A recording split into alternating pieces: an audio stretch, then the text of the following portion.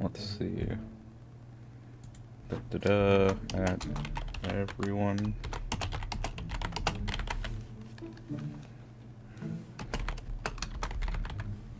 It's not like I go live anywhere else, but I'll still put that there. ABBA songs are stuck in my head and saw Rikku song. ABBA? I don't remember ABBA at the current moment. Also, hello, Demon Zuri. Well, if it isn't the invisible female dog. You call me a bitch, Pivot? Did you really say ABBA? Listen, I don't know how to pronounce the names. I thought this would be obvious at this point.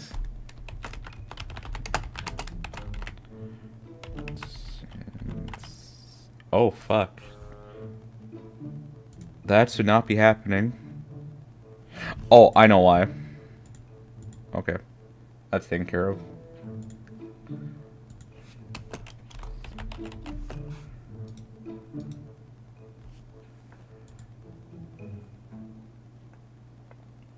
Hello, Willow Rose. Small Rikku. No, small Rikku. Well, that's also a Padoru Rikku.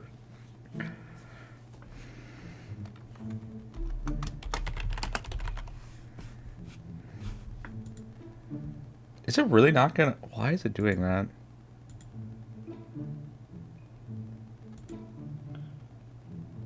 I'm here for that beautiful scrumptious cowlick.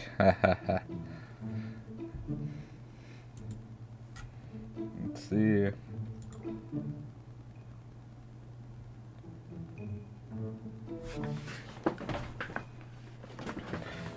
Yes, I am here. Hello. Oh, I need... I may have messed this up. Laughs flatly. Yep. I would say something, but Rikku would call me a simp again. Yeah, and I'd be right. I'd be fucking right, Pivot, and you know this. Holy... Is the lights actually... Do I need the white... Do I need the one light on then? So I have lamps on my face to help the camera see me better, because that's a thing, apparently.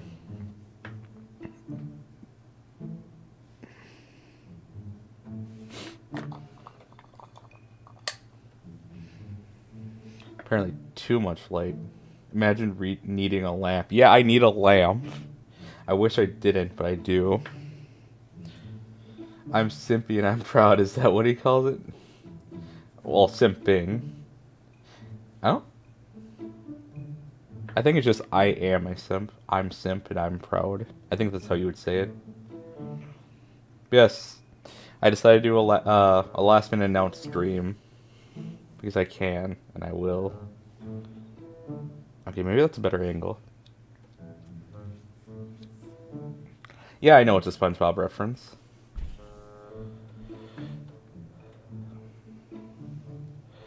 Alright, did I just need that light pointing more the other way? Yeah, no. Yeah, the I'm ugly, I'm proud, yeah. You need entertainment while your rice cooks. Oh, it's, yeah, your lunch break.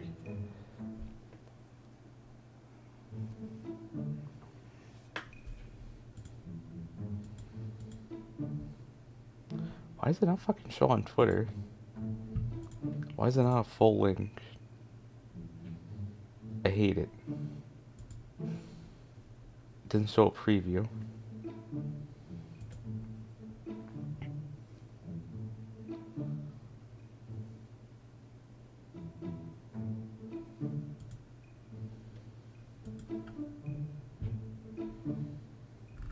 Yes, I am now streaming.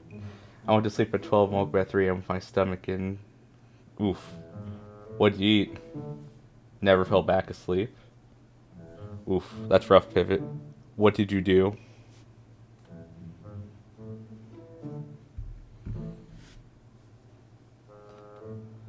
Try some milk, it helps temporarily. Yeah, it soothes.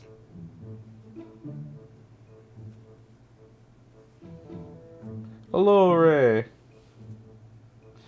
Why would you drink? Oh, your fucking stream last night, that's right. Maybe you're becoming a boomer, Pivot, and you can't handle your energy drinks anymore.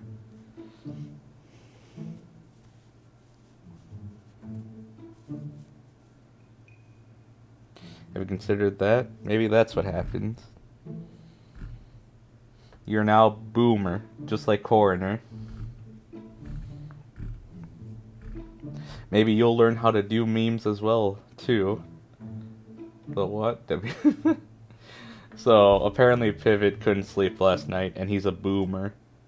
Boomer is a term we use to very spitefully insult people who are about like 50 years or older.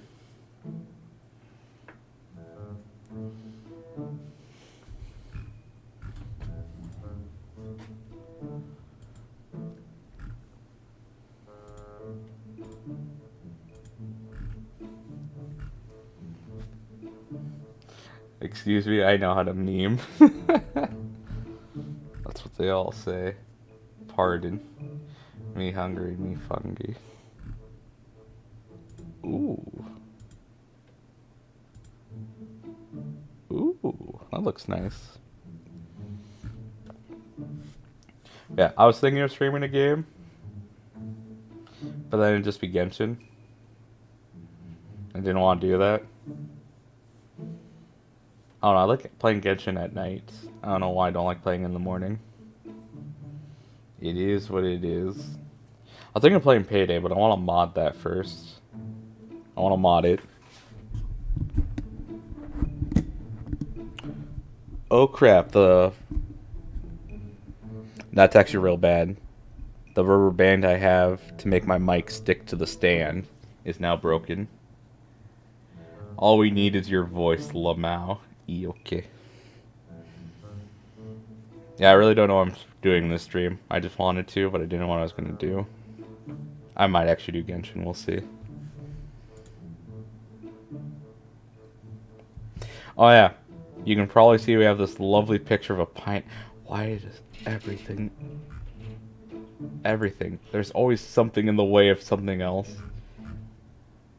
I need to delete some of these scenes. Or I can just... Pineapple Man. Here's Pineapple Man. Man with a pineapple for a head. This was given to me by Demon Zuri. I do not know where he got it. He just gave it. Improv streams are often the best. I don't know how long that's going to last. I don't know how long we can say these are the best, are often the best streams.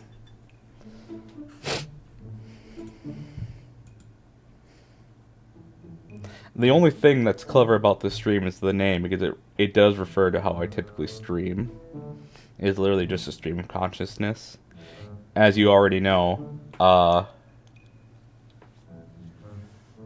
improv. As you know, I typically go on tangents and never go back, unless I remember, which is sometimes. So yeah.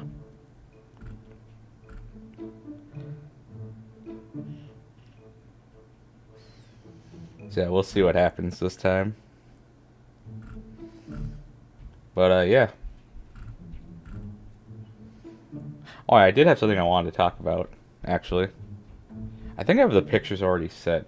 Better than me fumbling with chroma key for 40 minutes. 40 minutes? That's how long you were fumbling around with that? I should have never gone to my neighbor's apartment room to help them out then if you're going to struggle for that long. Actually, I had to drop them off at the an airport shuttle today. Let's see. Where is it? Is it pictures to share? Or did I only copy and paste it from Google? I might have just copied and pasted it from Google. Alright. I will actually download it then. I hear that front-loading garbage truck. Do you? Oh, I hear the beeps.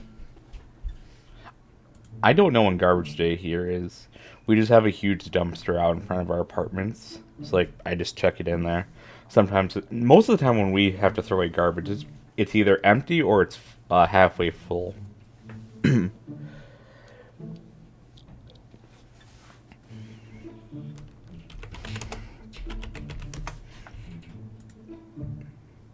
Let me see if I can.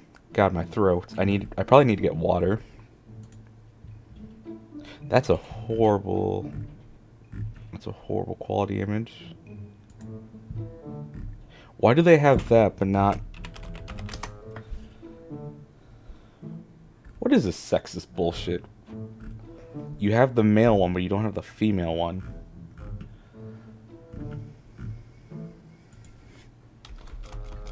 Maybe I just need to change. There we go. Save images. What earth are you talking about? Don't worry about it. I'll get it in a second.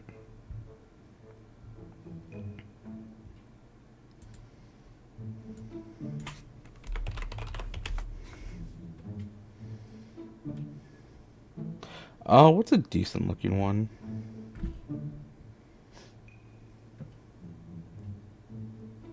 What's a glaive, actually? What's a glaive again? Oh, it's those. Okay.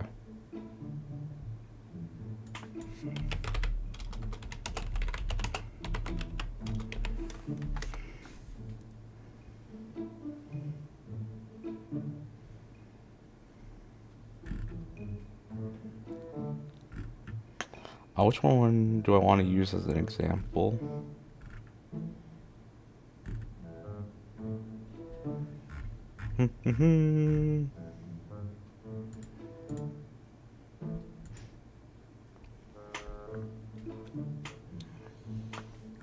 Da, da, da.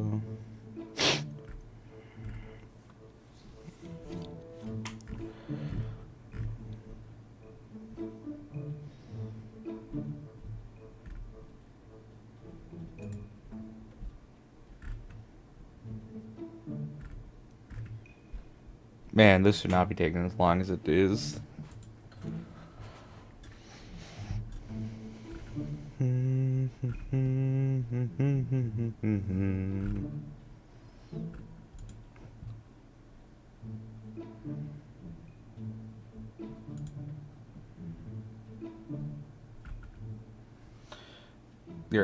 Oh guys, I learned Savor Pineapple Man. I actually don't know who it is. Demon Zuri, who is this? You literally just gave it to me yesterday. Who is this? Or did you just find it on the internet?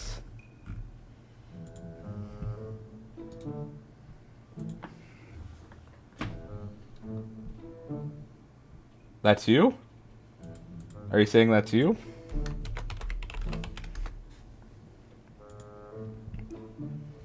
No.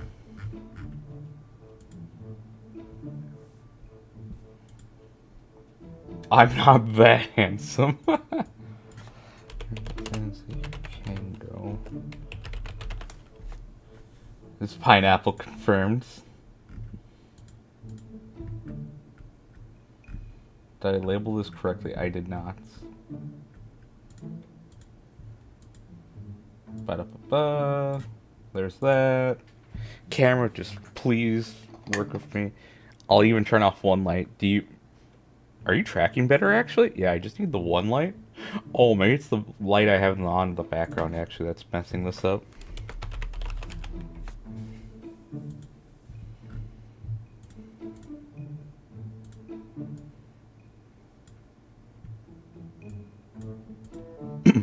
I'll explain.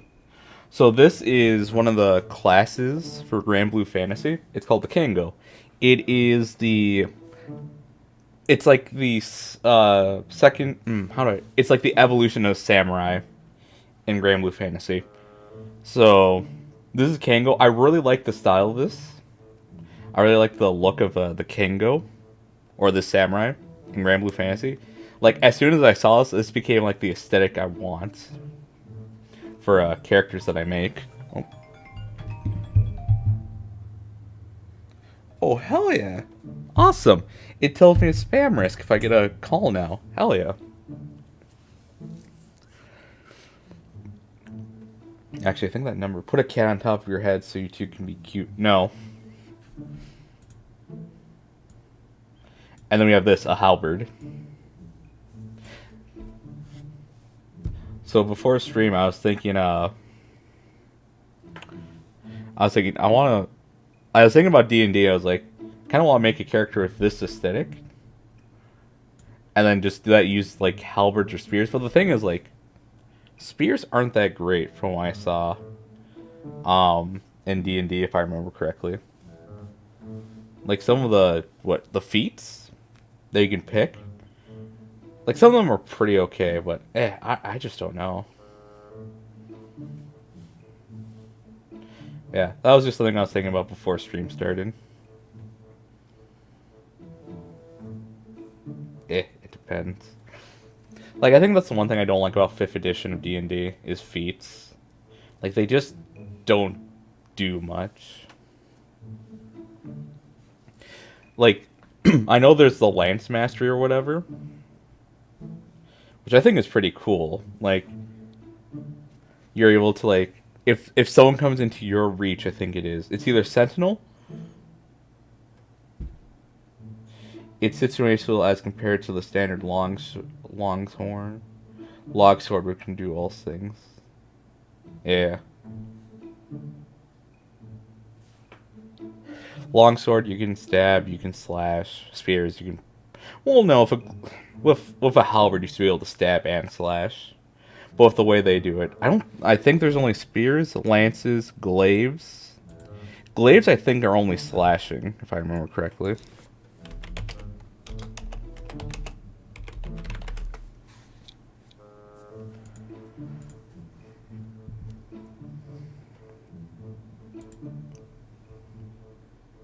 Yeah, it's only slashing. It does 1d10 though, and it has reach, and it's heavy.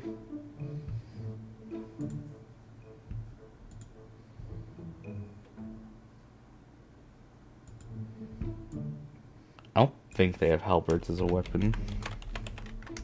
Do they? They might? They look like they do? It's reach and two-handed. It only does slashing. It should also do stabbing. Like, what is the tip for then? Or is it one of those just design things that's like, oh yeah, you actually can't stab with it? There's actually a weapon like that. I forget which it is.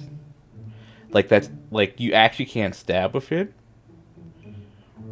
No. I'm thinking of I think it's the opposite actually. Where there's a weapon where you can actually stab with it, but slashing's kind of a no-no if it. You'll actually kind of break it.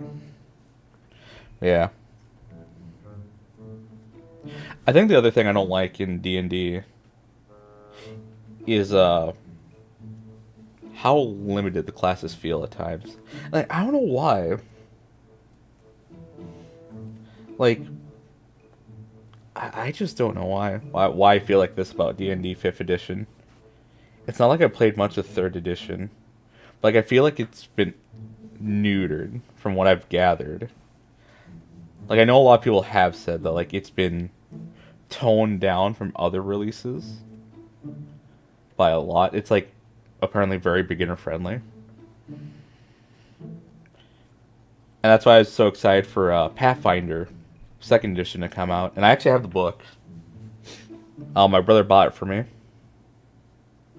It was to make it simple enough for anyone to pick up. Okay. Because what was it? 3rd edition? I don't know, 4th edition. I just know people didn't like it, but that's all I really know. I know 3.5, you had a bonus attack, and every 5 or whatever, you got like an extra attack or something. And then like you had a whole bunch of feats for dual wielding or whatever. I don't know if there's a lot for spears or whatever.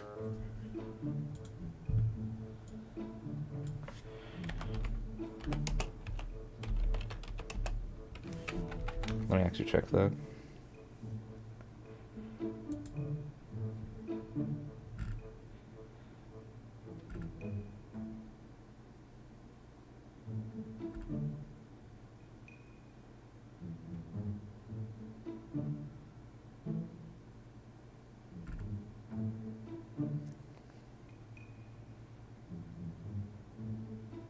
Yeah, so even then the subclasses I'm just kind of met on. I think what was it, Pathfinder, the first edition. What I love about it is that like apparently they could like you could make subclasses and like there's a whole bunch of subclasses released by third party that like people can just use. And I thought that was really cool. Also, like there's a whole bunch of feats to like change up your gameplay. Because I actually got the Pathfinder Kingsmaker game, and I was surprised with how much you could do in that game with how many feats. Like you could make something special.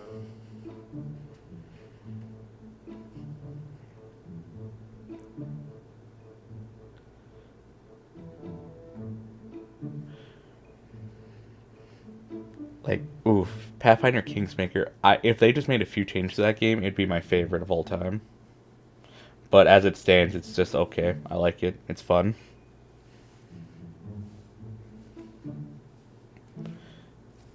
Like, if some people like, I think one thing that could definitely help it, and this is just a me thing. I think I've joked about this on Twitter before. Like, I want there to be a mod where they just put in Nostalful, like because it's done in Unity, I think the game. So I don't know how hard that would be. Thankfully, I am learning programming now, and it won't specifically help me with learning how to do Unity. But at least help me get used to programming in general. So maybe I could actually try to figure that out because then I also have to figure out modeling and all that. Yeah. No, Pathfinder's Kingmaker is really fun. I like it. Though it does seem there are a few things that just weren't meant to be like they aren't viable, but they're still fun though.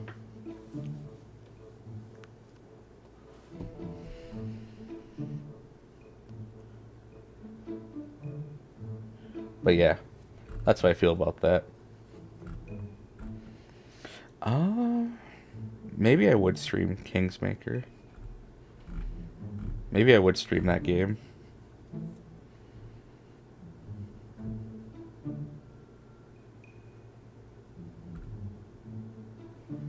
I don't know. Let me see, actually. How many hours do I have in this game? It's not that much. Actually, it might be a lot. Where is... 57 hours. I have 57 hours on the game.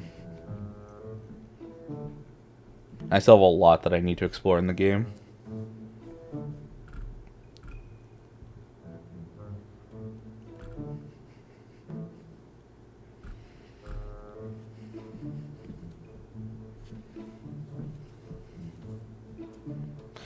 I think there's also mods that add in some classes.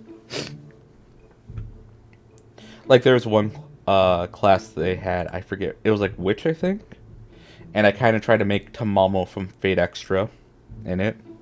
I'm gonna grab some water real quick, I'll be right back. I feel like my tongue's making the smacking sound or whatever, and I don't want that. I don't want you guys to hear that.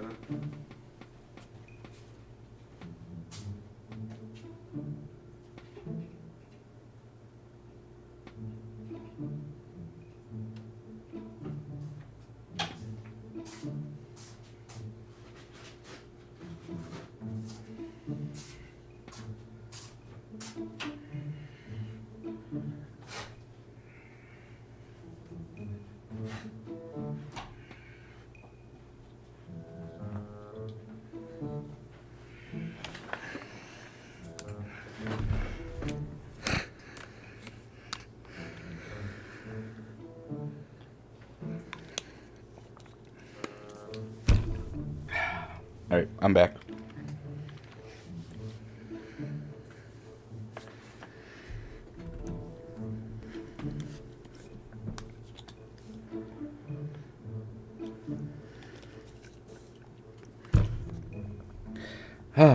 Sorry about that. Oh, my neighbors are going wild up there, apparently.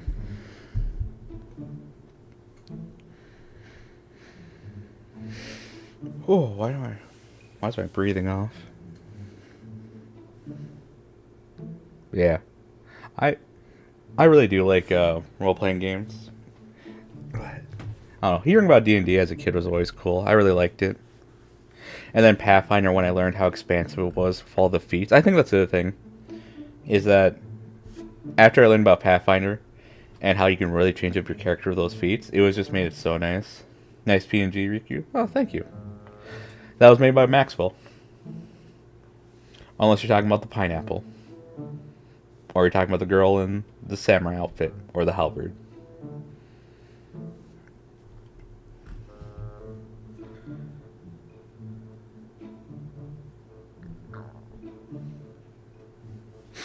Yes. Yes. Yeah. That's something to talk about actually. So my brother back in the day, he got me the beginner box for Pathfinder. And I got a few of my friends to play it, but I thought it'd be a bit too much for them to start off with, so I made my own version. And I kind of relied on the book, and then I used some things from D&D, but like I made it pretty simple. Surprisingly, still more complex than 5th edition, but still, again, it was very basic, but better than 5th edition when it came out. And I was the DM. I didn't want to be DM, but I was the DM, and it was really fun. I think we did 7 or 8 sessions.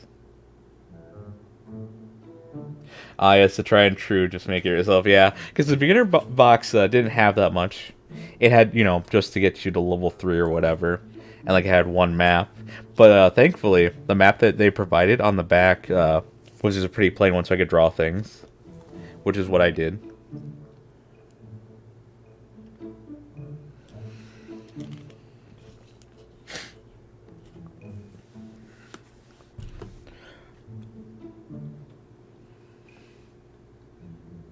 Is Lamb a longsword main?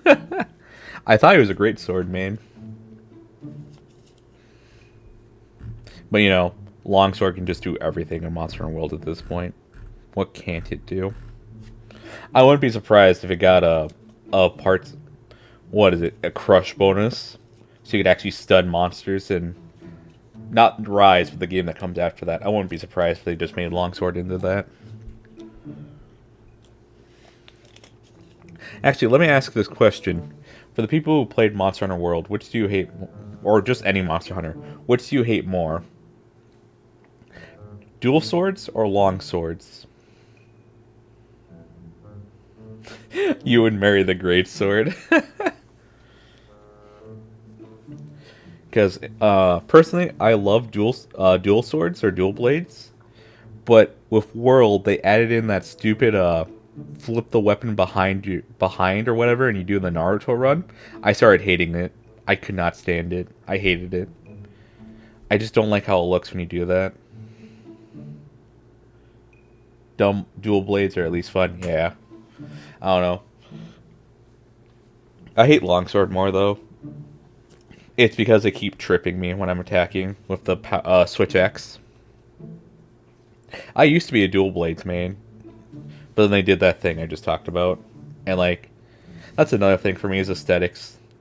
Like, I will not play a game if, like, one of my favorite weapons... I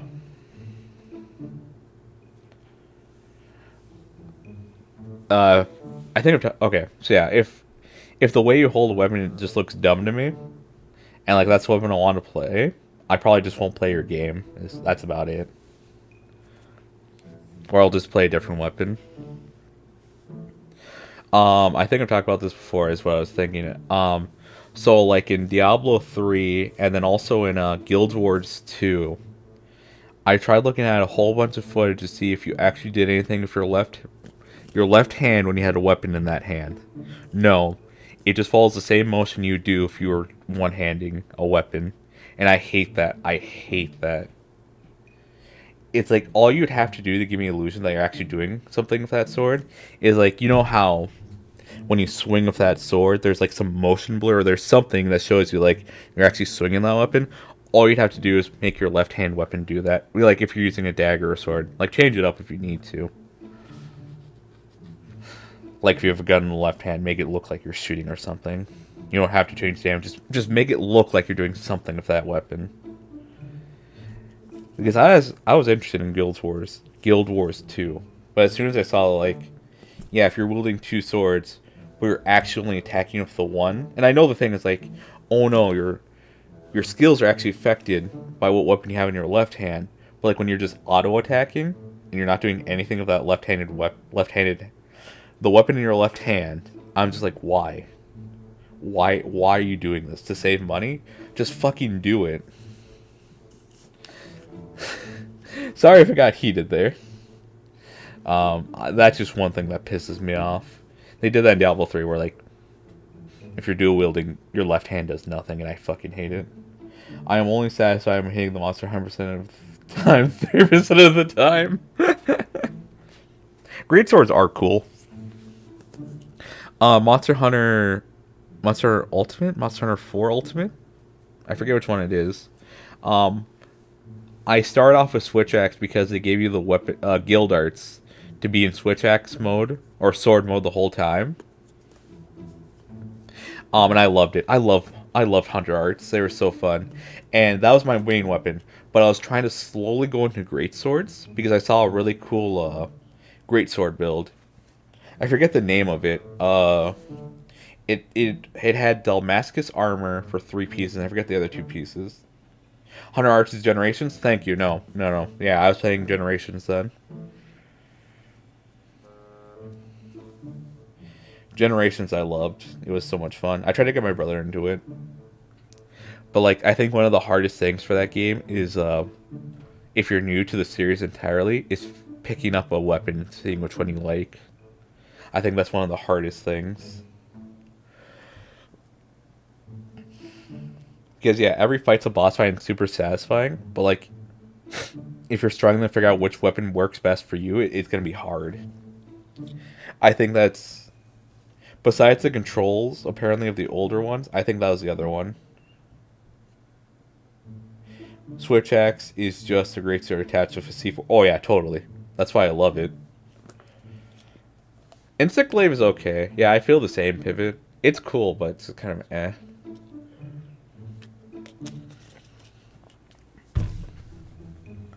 I might go back to Generations just so I can play dual swords again and not feel tainted. Actually, no, I'll play the Switch edition. Oh yeah, for Ultimate. Yeah, I remember seeing some videos on how broken it was. Because that was when they first introduced mounting, wasn't it? And like Insect Glaive was like one of the few, the only weapon to really benefit from that, because they could always just be in the air. Yeah, I might go to the one on the Switch and play Dual Blades and actually like it. I might be able to buy it for cheap since Monster Hunter Rise is going to come out soon. It might only be like $15 maybe, so I might actually get it.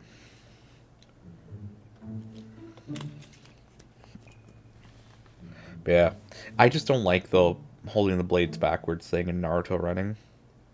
The meme kind of ruined it for me, but also I just don't like how it looks aesthetically. My Switch stopped working, so I can't. Oh, that sucks. I'm sorry to hear that about that pivot. Actually sucks to hear.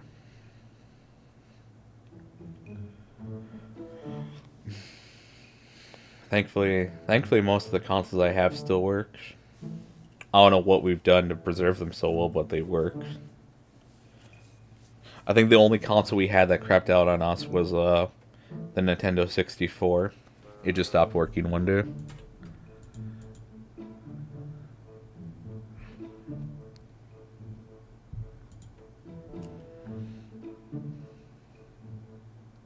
I might see if I can find an old 3DS to pick up for you again. Okay. Yeah, that would be fun. I just love having Monster Hunter in handheld. It was so nice. I could just go on a bus and just play it. Happy 45th of December, Rikku. Hello, Maxwell. Welcome. I didn't know it was the 45th of December, but it feels like it. It really fucking feels like it.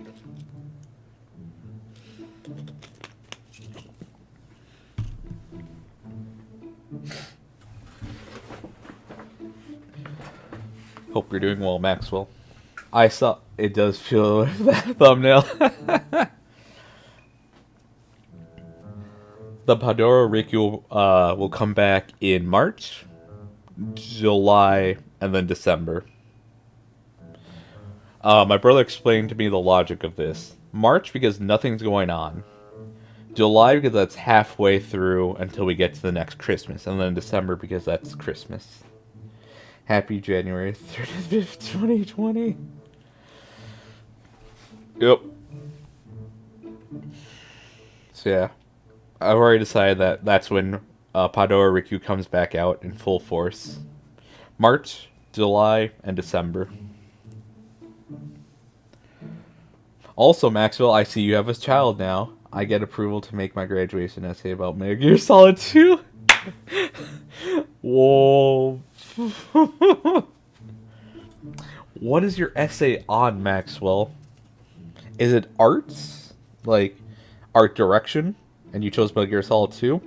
Or are you going to talk about the postmodernism? Actually, what is a graduation essay? I didn't have to do that. The postmodernism and the general art direction. Oh boy, that's gonna be fun.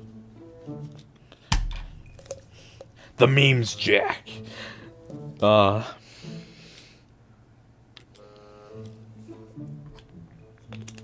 yeah, what is a graduation essay? I didn't have to do that in my school. I don't know if that's a thing we have to do in the United States at all. But yeah, if you're wondering what I'm talking about right now, Maxwell, I'm talking about how this aesthetic is like one that I love. If I were to somehow make this an outfit in every game I play, this exact outfit, and put it on my character, I would. I love this outfit. It's so cool looking to me. And then halberd, just because I've come to love the halberd actually. And that's all because of what's her name?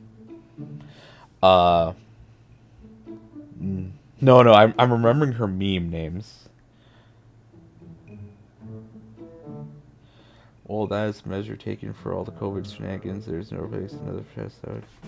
Well, this is a measure taken for all of this COVID shenanigans is to replace another test that would be taken otherwise. Okay. Graduations are often needed in the U.S. for STEM degrees and doctorates. Okay. I know my teacher, when they got their master's in mathematics, had to do what is it? They had to do a research paper on a concept that hasn't been written before on math. I forget what their paper was on, but they did tell me you could do a paper on 1 plus 1 equals 2. It would have to be 50 pages, though, and you need a bunch of theorems and proofs provided by other math scholars to make your points. And you also need graphs, apparently. But yeah, like one day she just showed us her paper, and we're like, really? And again, I forget what it was. I'd really like to have her on, actually. She was very interesting. Halberds are the ultimate melee weapon. They're so cool, I like them. They just flow so well. Like, I know swords are cool, but there's something about the halberd that's just so fucking cool. Like, have a blade on one end for you need to slash things. Tip for stabbing. And the other end, just have a hammer side. What's up with the pineapple sergeant? Ask Demon Zuri. He told me my room or my office was lacking color, and he said he got a picture for me that I'd give color to the room, and this is what he sent. So this is what we're working with now. I just live here, Maxwell. People kind of decide what happens here, except they don't, but they kind of do. Honestly, it works. It looks nice. It looks really nice. For a man of a... Like, it's a nice picture. I just still can't believe it's a pineapple for a head. Sees the PNG of a halberd and anime wham and is just having an intense staring contest.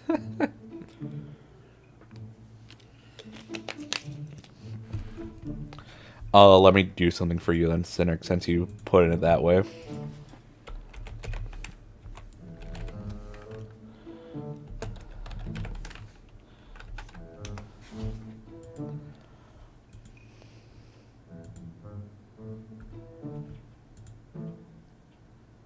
Yeah, that's decent enough quality, actually. Menacing.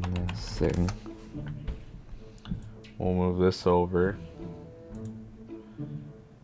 Image. Please tell me this is actually a PNG. How's your day been going? It's been pretty good. I had to drive some friends of mine. Oh no, that's a JPEG, really?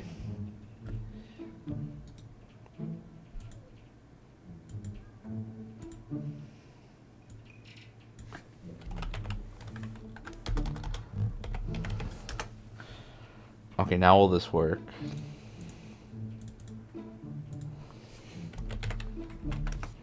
Nope.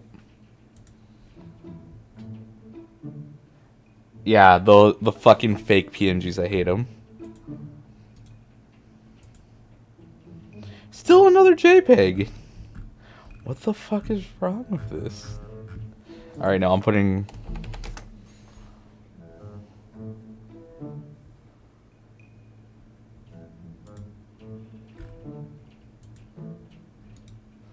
Is this another JPEG? It's another fucking JPEG. Why do you do this?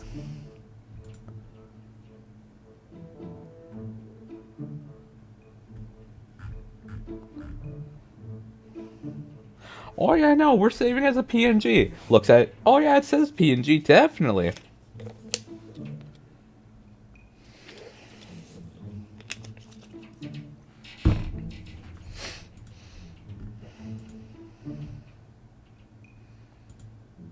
I hate it. Alright, well, I'll probably have to delete those two things later, since they're not actually working. I could probably just actually do it in GIMP, but I'm not going to do that right now.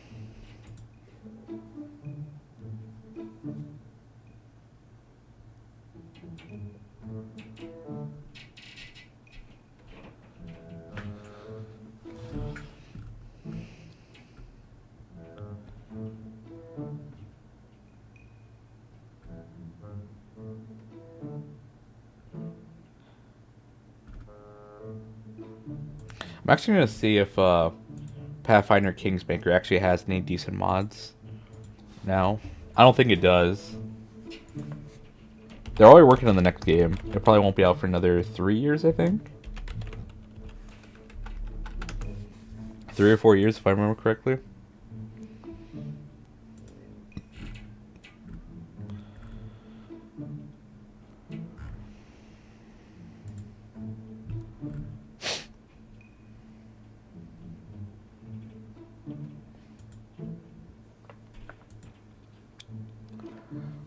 Oh, someone added new armors, actually. That's cool.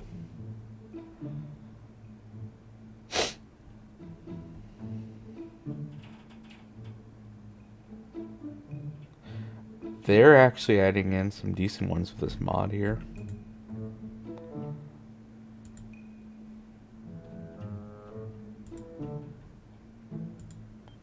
I would actually pay someone money to make, like,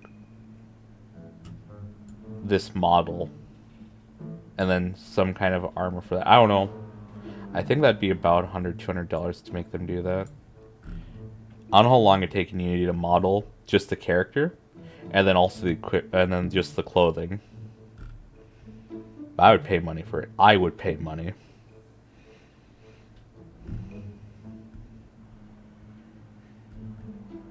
Like, you don't understand, like, how much I'd actually pay to have someone model that and put it into Kingsmaker. Like, not just, like, you know, profile picture or anything. I mean, like, a 3D model.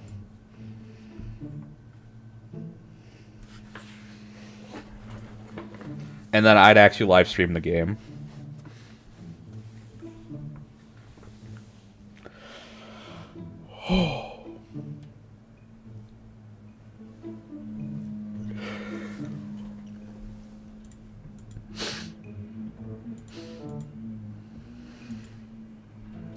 Oh, it's lunchtime. Yay.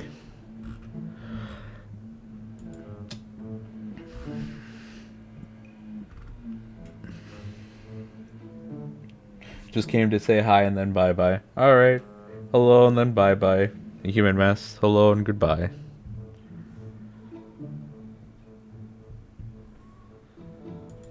Oh my gosh. I don't think I've played this game ever since I got my new computer. Just came from school and now I have to study. You got back from school at like 7? I guess you do that after school stuff. The after studying and now even more studying. Yeah. Have a nice stream. Thank you. Also, may your studying go well, human mess.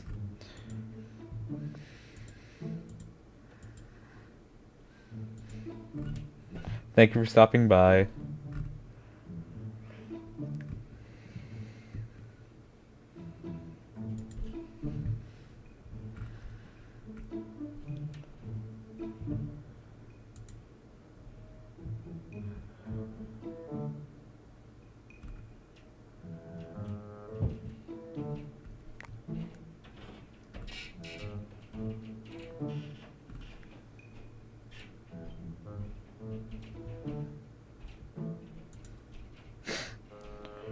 Let's see.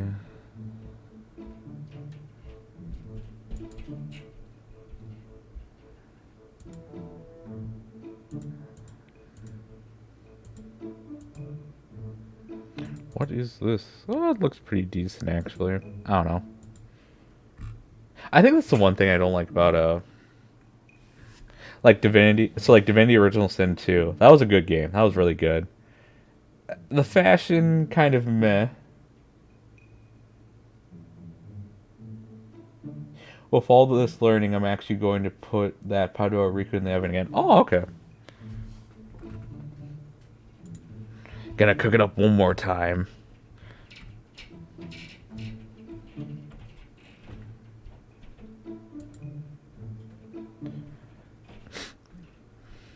I will say one thing, Maxwell. For whatever reason, I have to check though. I think I fixed it. I don't know. When I put the Rikku PADORU into the folder that allows me to use it with FaceRig, for whatever reason, I could use it that one time and it would stop working. And what I had to do was I had to delete the file, and then I had to re-put it back into the thing for the FaceRig folder, and it'd work. Let me see if the fix I did actually works. All right, I'm gonna go dark. Oh, Bravo 6 going dark.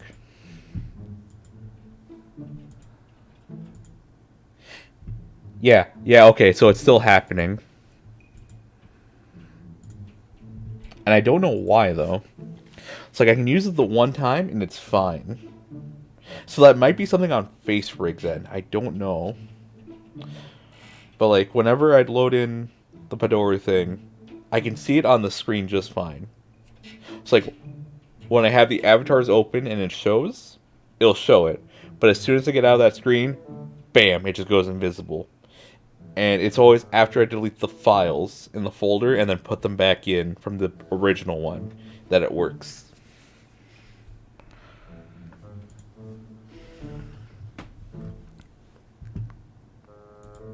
That's actually, I've had a lot of problems with this new one, but they're mainly and file issues. Okay. Alright, I thought I'd just throw that out there, in case you wanted to know.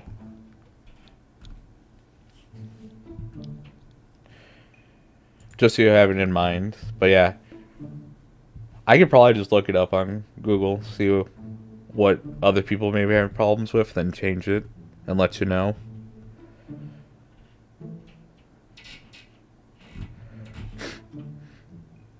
Actually, is there someone on Fiverr I can hire to make this model for Unity?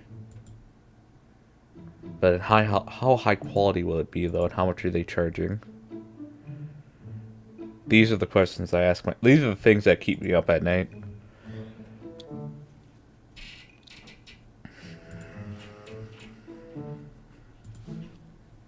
It's like, oh yeah, I want to do this, but it's like, I need the aesthetics, man.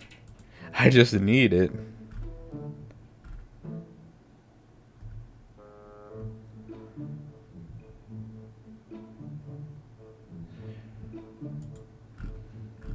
I just want the aesthetics. If I'm gonna play a game for over 80 hours, just let me have the aesthetics, please. Oh yeah, Divinity Original Sin 2. World and environments themselves are great. Armors were just kind of meh for me. And it doesn't seem like a lot of people were doing mods for that, which is kind of sad. Then again, maybe I should just get on it, do it myself.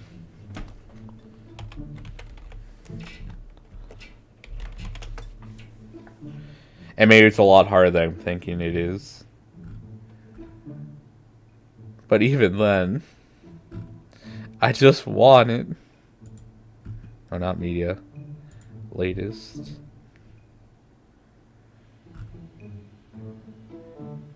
Edgelord Definitive Edition.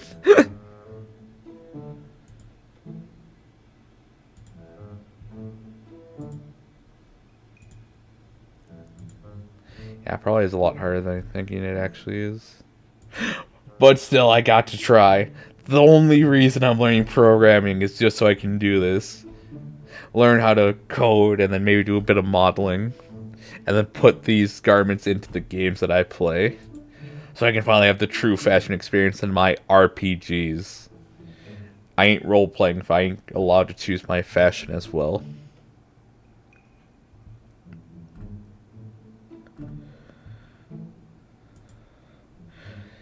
Is it that Rikku-based RPG? Listen. Interesting. The longsword main, hello. Those are some good character motivations. I just came from school. Hello, Rikku. Hello, Kokichi. Welcome, welcome. Today we're talking about aesthetics and how I suffer because I like aesthetics. So this right here is my favorite aesthetic that I've seen in the last couple of years.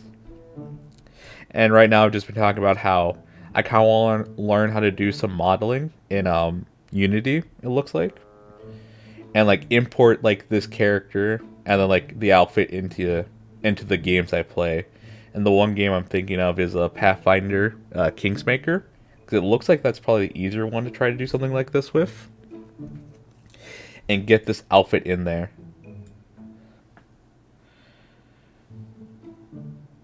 So this is Digita.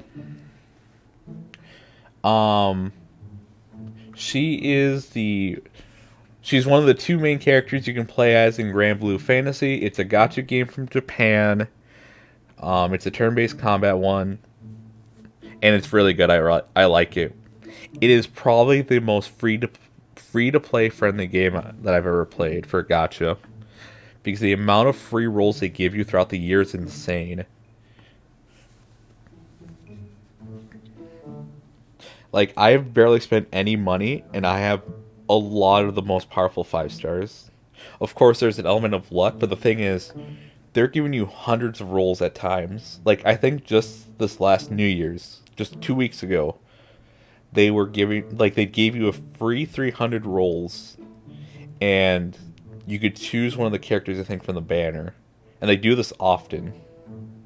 Like, I think once during the summer, and then, like, I know there's, like, another time they do it in the year, besides New Year's, that they just give out all these rolls. And, like, you can get weapons, which aren't probably the best things to actually get, but, like, you can get, like, you mainly want characters. Weapons aren't that great unless you're building for that specifically, but even then, no. When you get weapons, you'll probably get characters. That's right. Yeah. So, like, you get So, like, most of the weapons you'll get from rolling, they'll give you characters. So you want to get those high-end weapons because they'll come with a character. And most of the times you can just ditch the weapon. And you just want the character.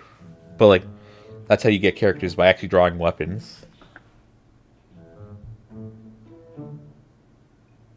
Yeah, no, like, Grand Blue Fantasy, if you want a gacha game that has some pretty good characters, and some pretty good combat, actually. Grand Blue Fantasy is actually really good. And, like, the weapons you actually want to use are things that you actually have to grind for in-game.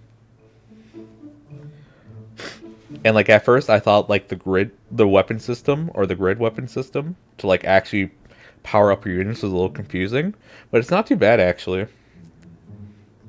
Optimizing though, that's where it's a problem, but just the general gist of it, it's not too bad actually. But yeah, no, I can actually show you one of my favorite characters from that game. I've had them up actually on stream before. Like, I think this character was one of the reasons why I started playing Grand... No, I'll tell you exactly the story after I find the image.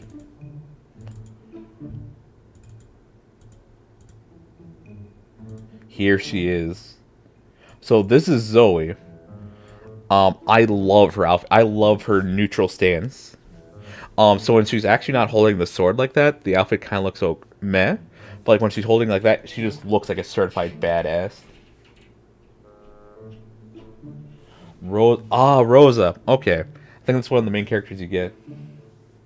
Yeah, she's from the fighting game, yeah. They do Grand Blue Versus.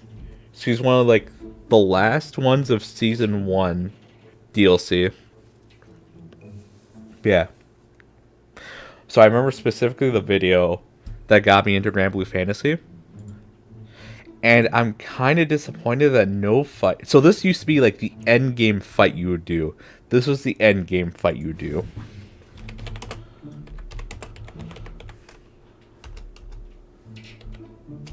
Bahamut.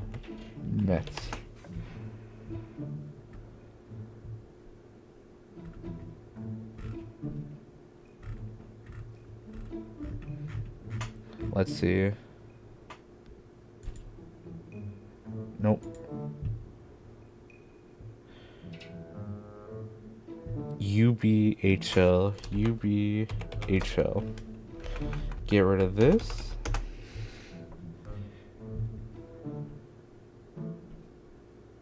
This fight to me was so fucking cool. Like, you have no idea how much, like, I wanted to get up to that point in the game. Because oh, I forgot the theme song for this. It's so good. Oh my gosh. I'm just being brought back. Zoe's cool. She's a badass. Oh baby. Like, I think when I started playing the game, I just wanted to get her. And the thing is, like, the amount of AP or energy refreshes, so here's the thing. AP in this game, or the things you use to do more content, to grind things out, is not a problem. There is daily limits, though, for some content. I think they've raised most of them, though, at this point, or they just removed them. But, no, like, I think I might actually stream Grand Blue one of these days. But it won't be beginner, because I already have a account that's pretty well in. Though I can't do some of the harder content by myself. I think I'll stream Grand Blue Fantasy.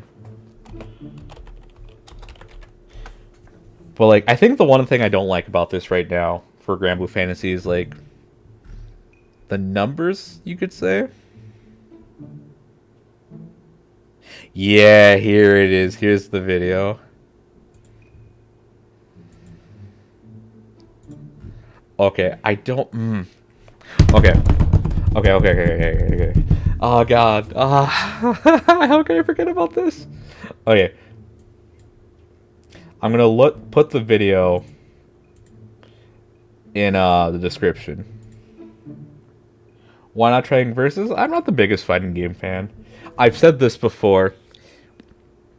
If I'm ever gonna play a fighting game, the first one I actually want to learn is Multi-Blood, Actress Again, Current Code. Because I want to give Tsukihime some love.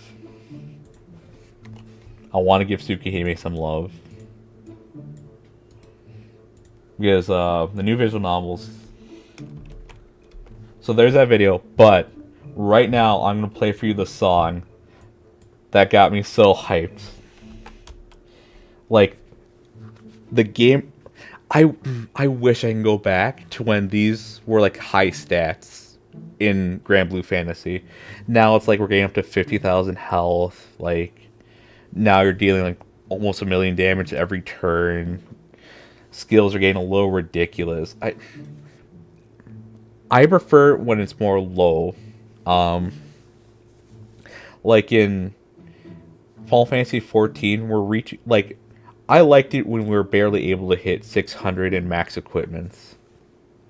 Because one of the things for me is number bloat. It gets to be a point where you deal so much damage, it doesn't feel like you're actually doing that much damage, even though the numbers say you are. Like, I think Heaven's Word was an okay bump up. Storm's Blood got a little high. And then Shadowbringers, just the numbers got way too high for me to actually feel like, hey, I'm doing lots of damage.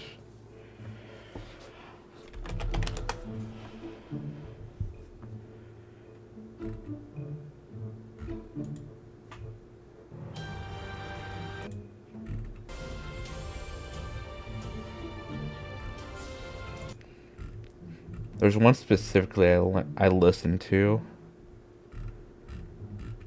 Where is it? It's not even a long one. But yeah, number bloat to me is a real thing that kills my interest in games, and it sucks because it's just how things work. But I always feel like we jump too high. Because, you know, people want to feel like they're doing a lot of damage in their games when DPS is a thing, or just damage in general. But I think sometimes we go a little too far with it.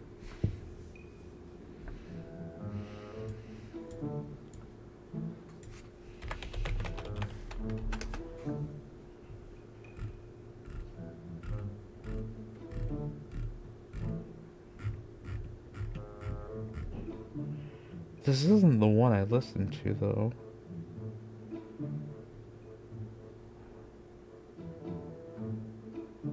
Makes you look like you're in pure heaven. God, seeing this fight for Grand Blue Fantasy, there's no way I could resist wanting to do it. This song was just so good. But yeah.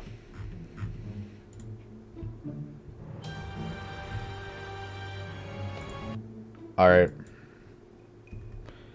I actually can't do the fight in game. Not yet, I think. Even though power creep is a thing. Let me know what the volume is.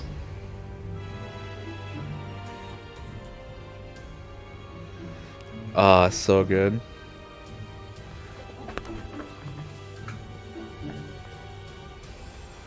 So this is just the opening of it.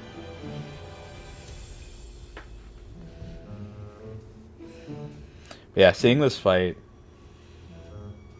Ah, yes. Thank you. I keep forgetting that's on, so thank you for reminding me.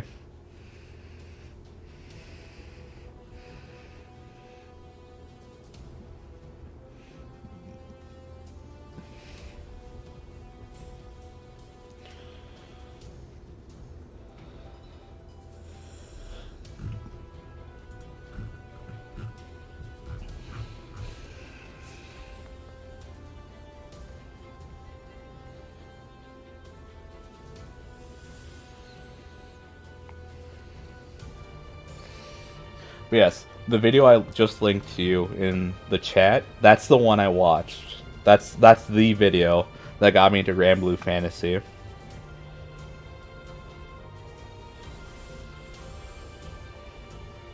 I will say, the first 54 chapters of the main story are hell. They're not fun. And I don't think the story's that interesting.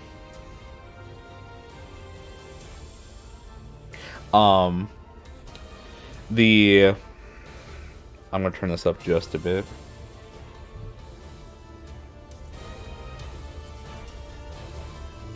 After chapter 54, it starts to get more interesting, but the thing is, the first 54 chapters left such a bad taste in my mouth, I just keep skipping the story. I just can't be interested. It took me so long to get past that point.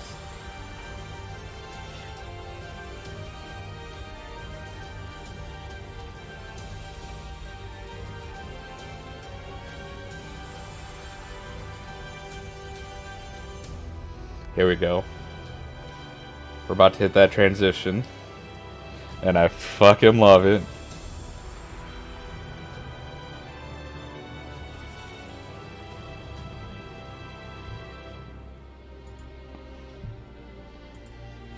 You ready? You kids ready?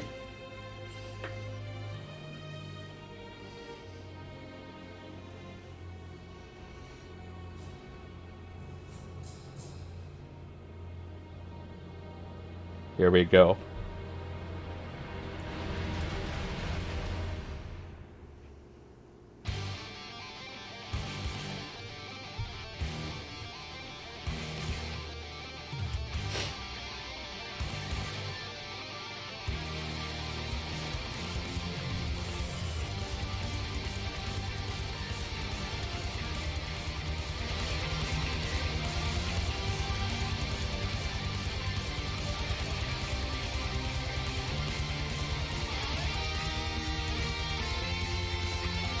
Oh. Yep, took a while.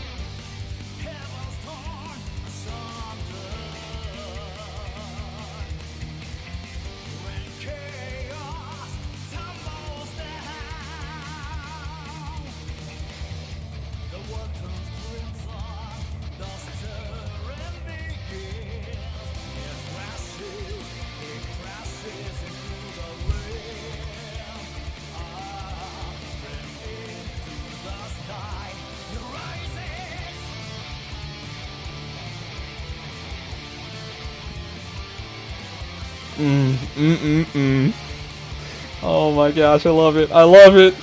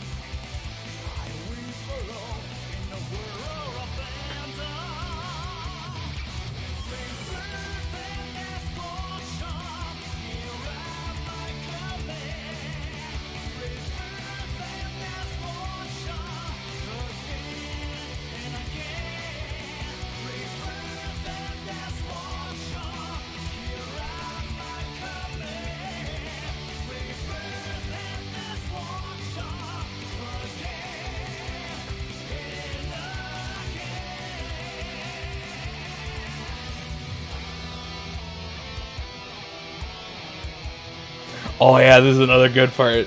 I think, yeah.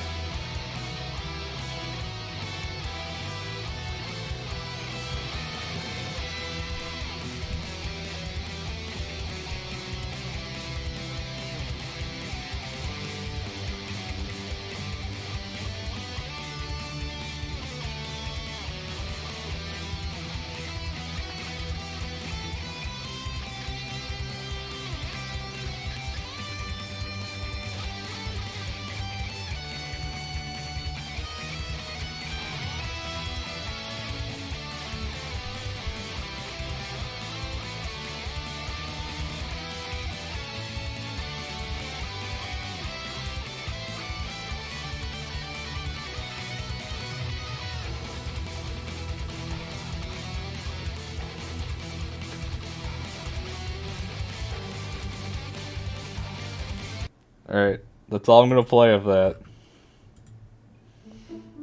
That's all I'm gonna play of that. If you want to hear the rest of it, just play that video. This is back when gameplay is a little more simple.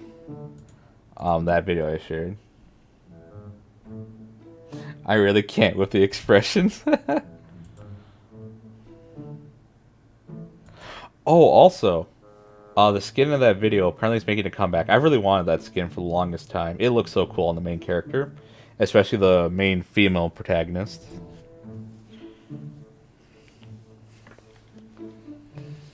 From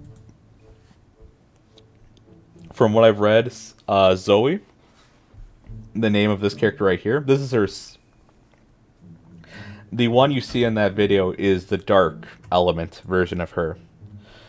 She's no longer as strong as she was before. She was mainly used to enable low health teams, because in the Dark Element team, there was weapons that increased your damage based on how low your health was, and she could kind of sustain you to still be at low health, but have some form of survivability by healing you, or not healing you, but giving you a drain on hits. So you'd recover a certain amount of HP based on the damage you did, up to like 1,000. And back in the day, 1,000 was a lot, and you could easily survive with that. Also, she gave you one turn hit immunity, so when you're at your lowest health, they couldn't kill you for that turn she cast the skill on. I'm waiting for them to buff her, because the amount of things the newer characters are able to do, are pretty disgusting. Like they're really strong, and they don't really break the game, because now it's getting to the point where everyone's broken. It's just different levels of brokenness. But Zoe's definitely not in that tier anymore, where she was like considered the best unit in the game just for doing this. Yeah. I hope they buff her. I hope they're giving some utility outside of that. And here's the thing, like, that skill she uses is on a 15 turn cooldown, I think. It's either 12 or 15. Yeah, it's like cycle games and gotchas. Yeah, things are gonna get outdated. But you would hope that, like, they update the characters so often. Oh, the Soya song? I forget. I think that was a song I could get copyright strike for. Because I think that was on the April Fool's app that they released. And some people didn't upload videos of it because of that. Because of the strikes. Hello, Jackson. Ah.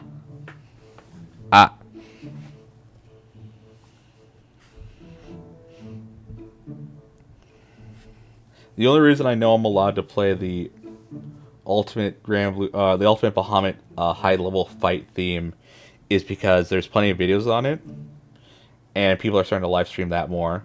That song, I'm pretty sure, came from the April Fool's app, which wasn't meant to be streamed, just enjoyed for that one day.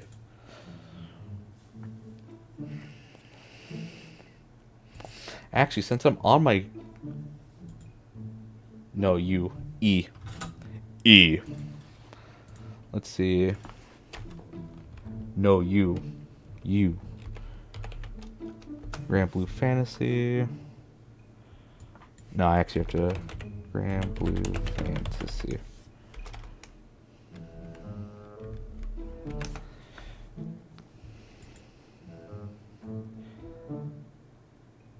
Let's see. It should just let me into my thing, actually.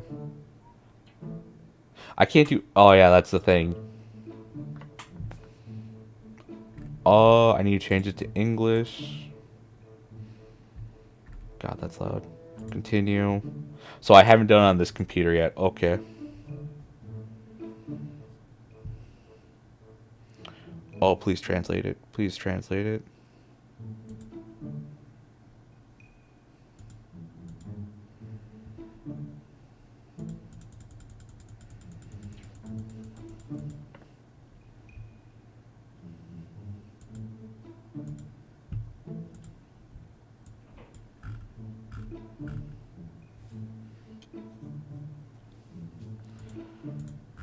Let's see, what do I have for teams, actually? It's been a while.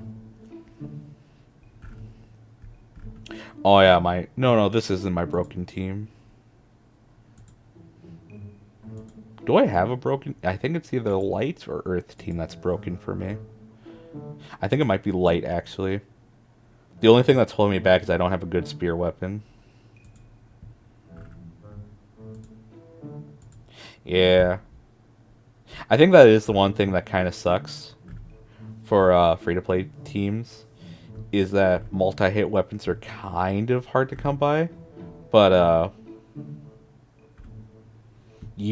they've released weapons that, like, you get way later on that kind of help you with that problem. I do have the Grand Lance, actually. Ooh, soul weapons. If I remember right, that's kind of a meta weapon.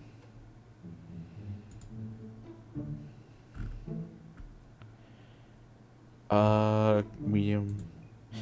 Hello, Heavy Main. Welcome, welcome.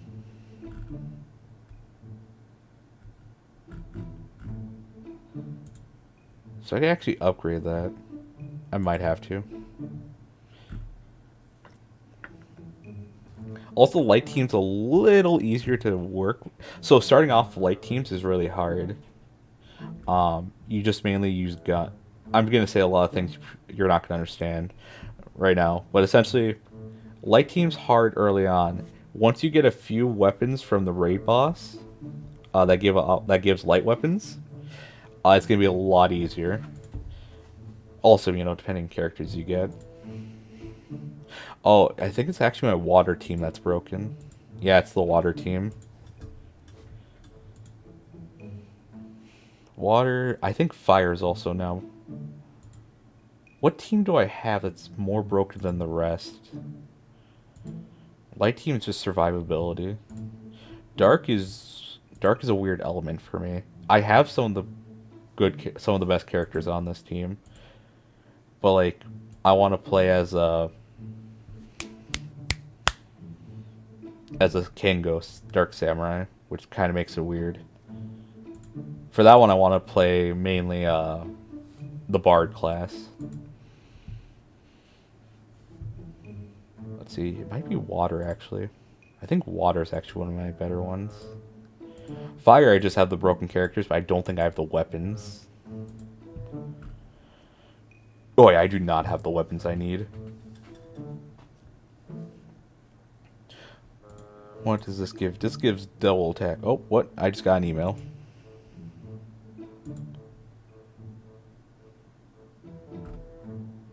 Ah, okay, that just telling me the last day to drop classes. Okay. Let's see. Small boost. Medium boost to double attack. So that does help, but you just play Berserker for that one. You can play other classes too, but I just mainly play Berserker for fire teams. What do you do again?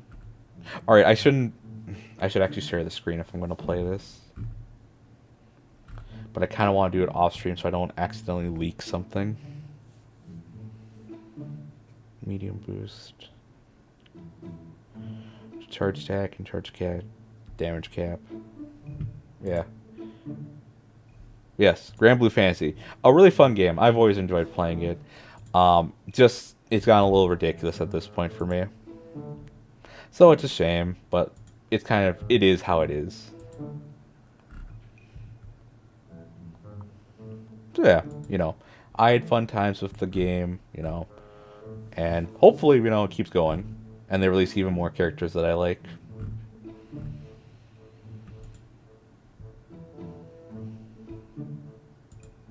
Oh, you're a katana? You're a katana? Too bad you don't have... No, you're a broken weapon, if I remember correctly.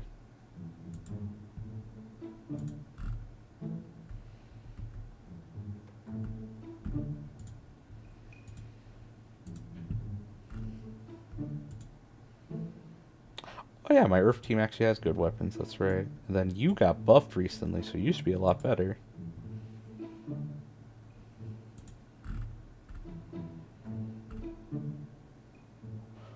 Can't be clear. They've made... Really?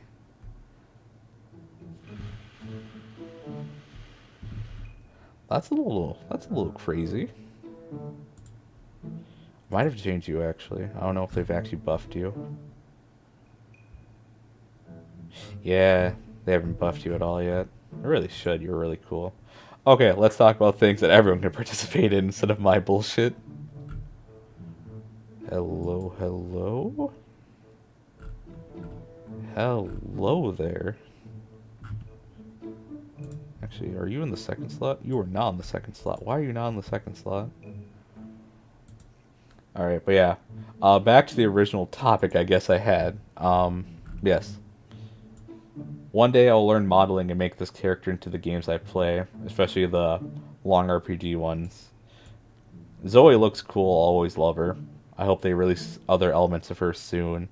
They already have light, fire, and darkness. It'd be cool if they gave her wind as well.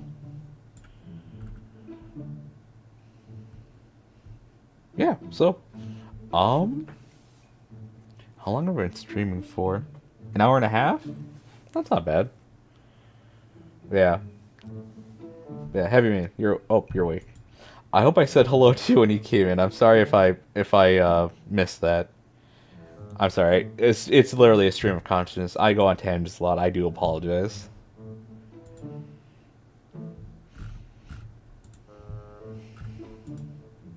Yeah. Just today I thought I'd ramble a bit and actually make it officially rambling.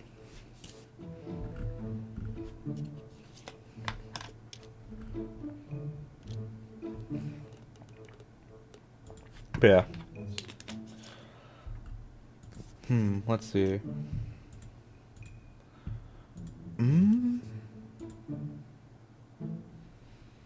Let's see. You guys have any questions, I guess? Anything you'd like to know? Oh, channel clicker. Callistro, but visible. Oh, yeah. The Genius Lolly, Genius Lolly Alchemist. She's pretty fun, actually. I don't know how to feel about her kit. I suppose I could say this: thighs, shaft. Yeah, I actually have her on my main Earth team. I think I need to replace her.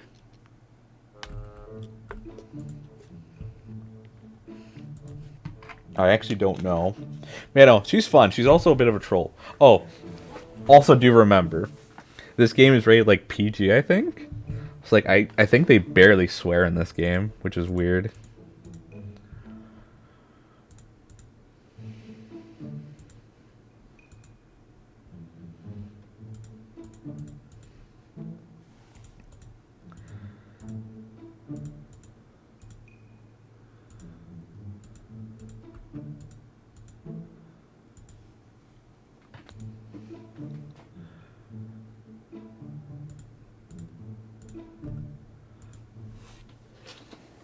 Oh yeah, and then they're releasing the Granblue Fantasy Relink game. That was announced like a really long time ago. Like I think 3 years ago, 4. And like just now they're starting to put out more gameplay trailers of it.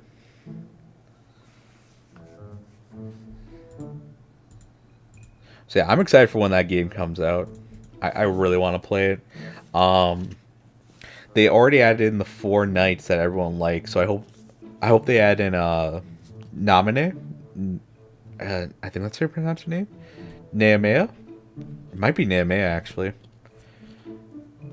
Nehemiah would be really nice to have in that game. And then UL. She was one of the latest characters released in Granblue Fantasy Versus.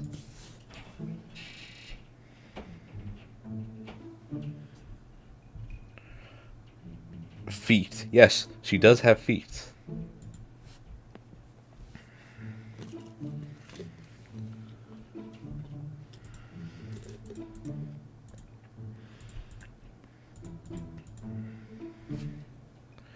She's really fun. I really like her.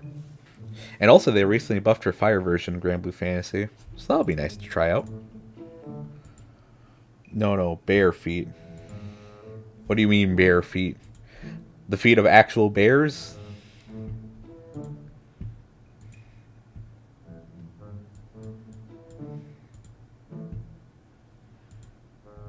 How dare you bring up those feet in this chat?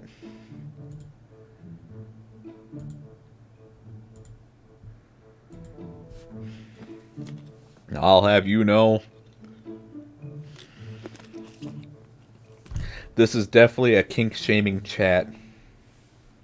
Nakey souls. Nakey souls. And here, we definitely do kink-shame people. But if kink shaming is your thing, we're going to make fun of you even harder. It's just how it works. That we live in society.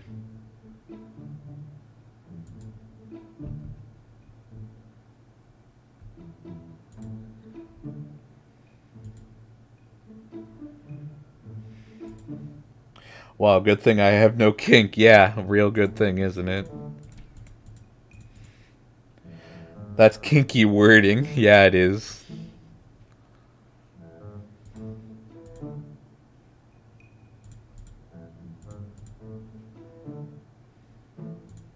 I know what I said. I'm not afraid.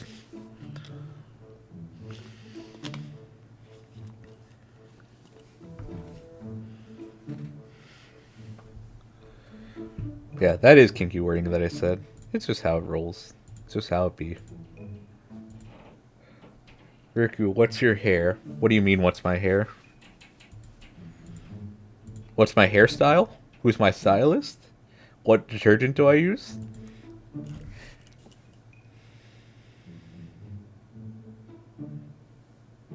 How do you introduce MG Solid without spoiling the whole thing? That's a good question, actually.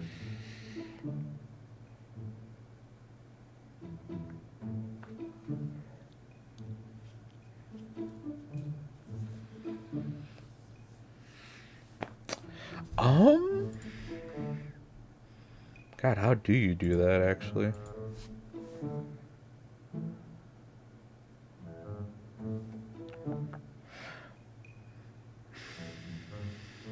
Has your... Because, that's the thing, it's like... I want to say, have you ever thought that you're living a lie? That gives away Ryan's whole thing.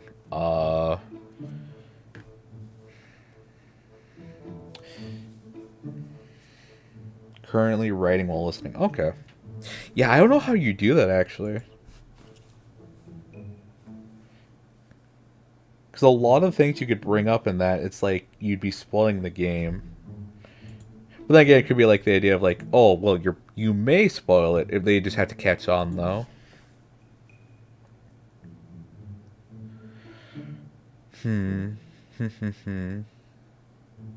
Okay, so there's this boat that, yeah, that is one way you could do it, actually. So there's this boat, and metal gears on it.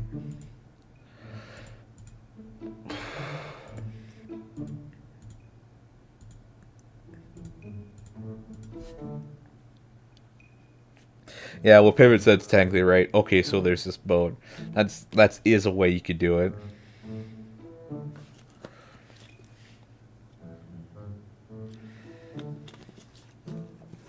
There's a guy named Snake, alright? And he's not solid anymore, but he used to be pretty solid. We're talking rock hard, alright? Okay, and then there's this new guy. He's a liquid snake, alright? So he's not solid, he's liquid. Not physically, though, more of a, in the kind of the sense of, I am liquid in all senses but physical. Because he's kind of, that actually pretty smart because he's pretty much a wet blanket at the start of the game.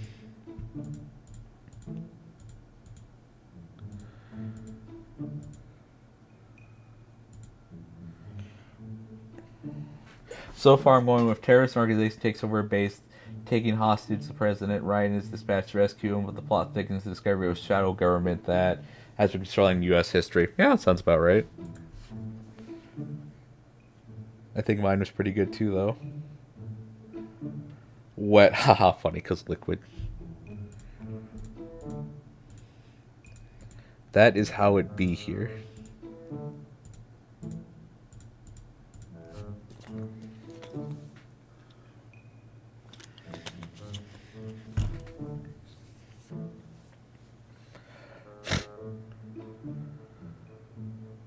Yeah.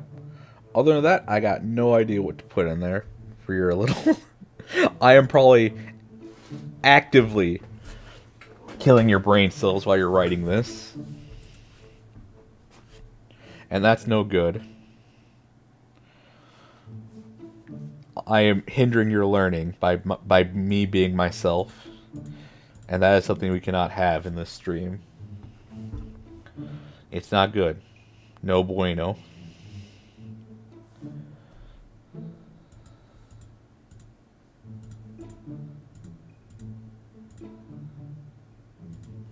Killing brain cells keeps on check the pretentiousness and ambition. It's welcomed. I don't know. I don't want to be responsible for... you tell me I'm allowed to. I still don't feel like I want to do that.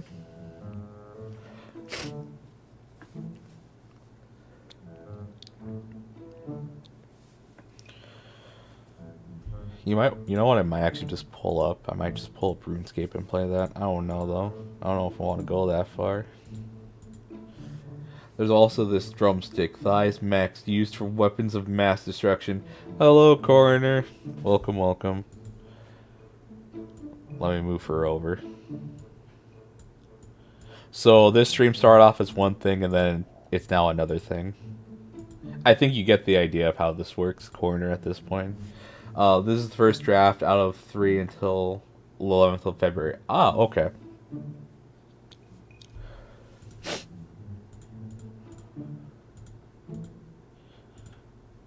Yeah, so I guess like you could really rough around on this one.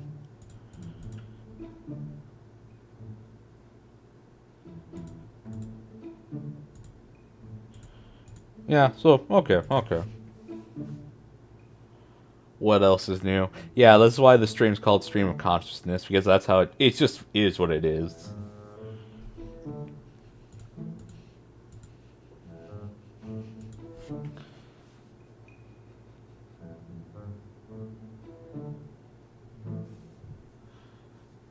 Let's see. Yeah, I was talking about how I really like this aesthetic, and I'm kind of having an itch to play either D&D or Pathfinder, but I want to play like maybe 5th edition be alright, but like I know if I'm gonna play Pathfinder, I want to do 1st edition, just because there's more resources to work with. Now the real deal: how to make the meme speech without dying inside.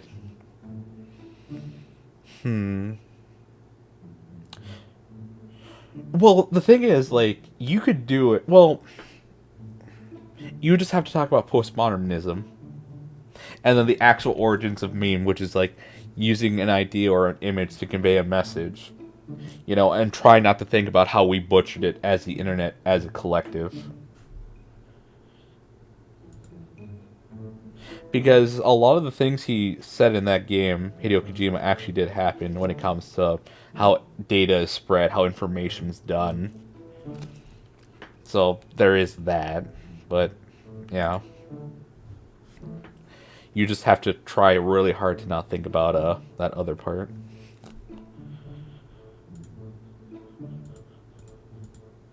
The memes, Jack.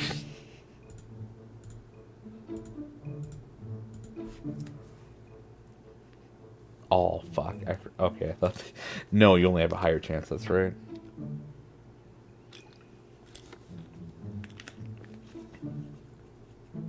I'm gonna commit living in a game.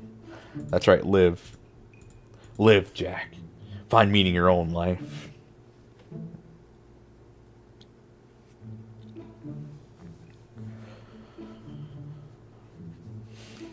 But yeah. So yeah, I was talking about how I wanted to play role-playing game, tabletop role-playing game, D&D, 5th edition or Pathfinder 1st edition. 2nd edition, I have the book, so I could do it, but I don't wanna. And I want to talk, and then I said I want like them to use a halberd, make something special of that. So yeah, that's me. And then of course on stream. No, just in general. It doesn't have to be on stream. I just want to play. Right now I'm playing Call of Cthulhu, but like I don't know, that doesn't satiate my itch.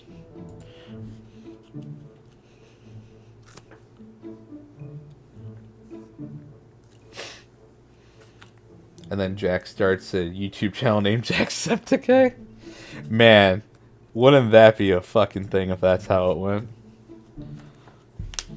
Who knew Jack was actually Irish this whole time and had blonde hair and blue-eyed? At that point, can we even trust Jack? Jacksepticeye? Or Jack Spidicey? What's up, Pivot? What are you hmming about? You know what? Since we're on the topic of this again, I might as well tell a few stories. I'll try to tell the ones that I can remember right now. 5e, you say? I mean, I wouldn't be opposed to it. I'm gonna tell you I'm gonna play a female human, though. I'm gonna tell you that much right now. And I'm not apologizing. Why would you play a human? Oh my gosh, they're so boring. There's nothing fascinating about them. Yada yada.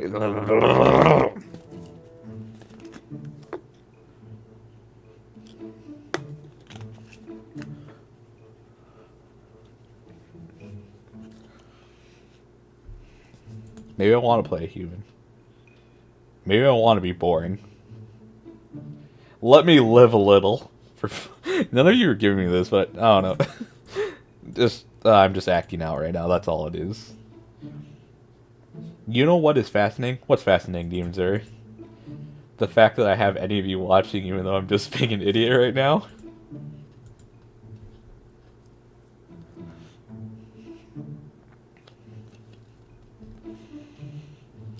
Cherries. Corner. What the fuck? This is why I gave you lip yesterday when you gave me sass. For, what are you doing? Typing? Texting? That's why I gave you lip. This is why I do it.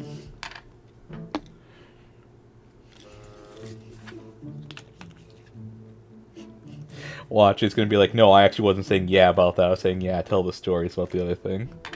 You give me lip regardless. And?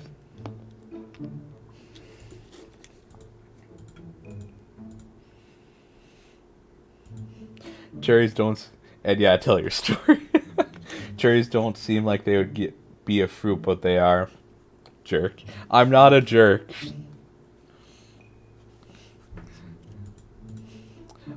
There's no point in lying to you.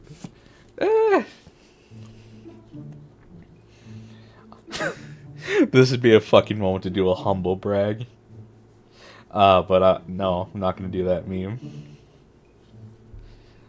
This seems like a good excuse to run Icewind Dale. Icewind Dale. Is that a campaign? I really like cherries. I had a cherry turnover last night. It was really good. I like raspberry cookies. I don't get them often, but every time I have a raspberry cookie, it's always a treat. It's always nice. I think it's been like...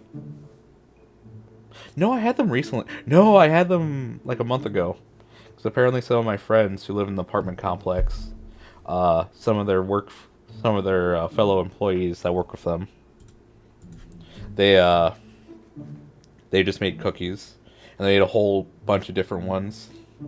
Have you ever tried a velvet cookie? I think I have, actually. I don't know. I think I have, though. Raspberry cookies are so nice. I don't know why. I didn't think raspberry cookies would be that... So, like, what they did was they just put on, like, a plain sugar cookie, but they put on, like, a little spread of raspberry jam or whatever. They did something, and it was so good. Velvet cookie, that's... Doesn't that also have, like, white chocolate or something as well, typically with it?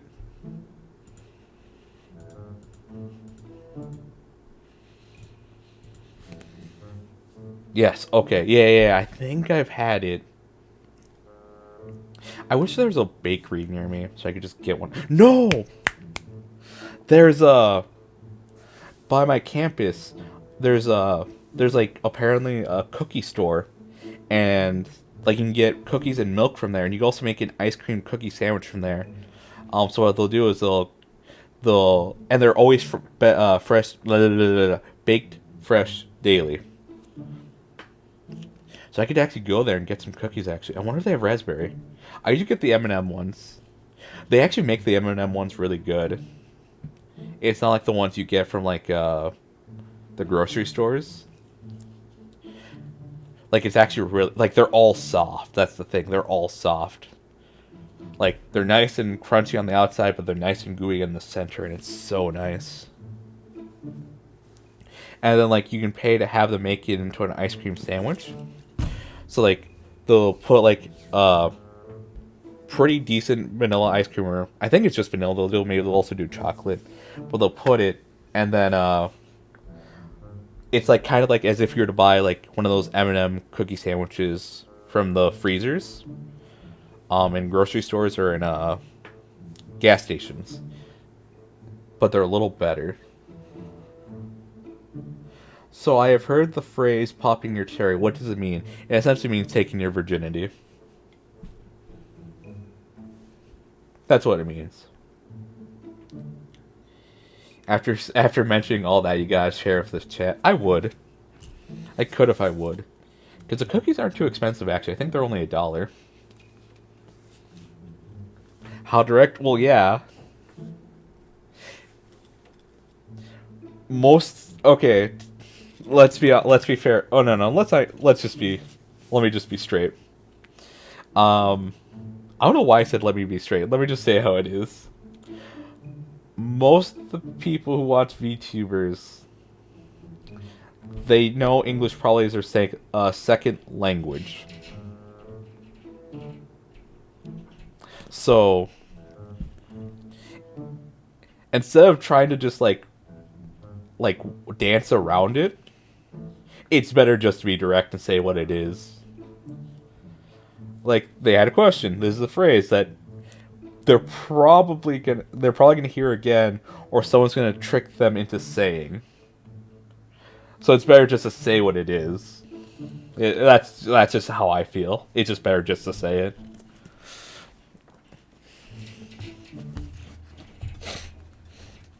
Because, what was it? A couple days ago, I said how don't donate to me unless you're making 6 figures, so I know at least you're living comfortably. And someone who I know isn't from any country that mainly speaks English thought I meant like figurines instead of 6 figures, as in you're making over $100,000. Oh yeah, Risu was funny though. Risu did bring it up out of nowhere.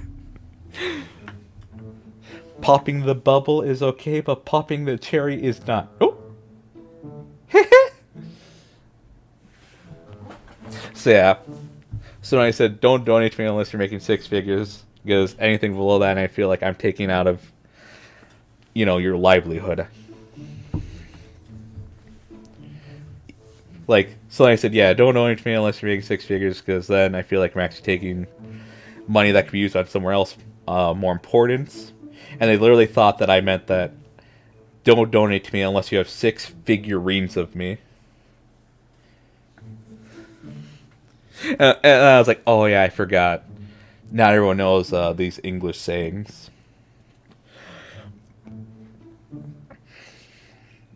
Which I think is kind of useful, actually, to learn these things.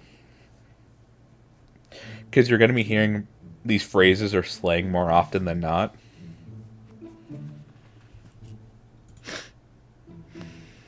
But yeah. English is weird. But yeah. That's why I was pretty direct with that, because I mean, he got me to say take your virginity for popping your cherry or whatever. Haha, big funny. But if someone doesn't know, now they know, essentially. I just find it more beneficial to just say it outright than try dancing around it. I mean, maybe someone would get a kick out of it. They saw a compilation of me being embarrassed to say something like that, but I don't know. I've had a lot of foreign exchange students in my high school career, and I just learned it was better just to say it flat out. Not to be embarrassed or anything, just say it. It just makes things harder and more complicated.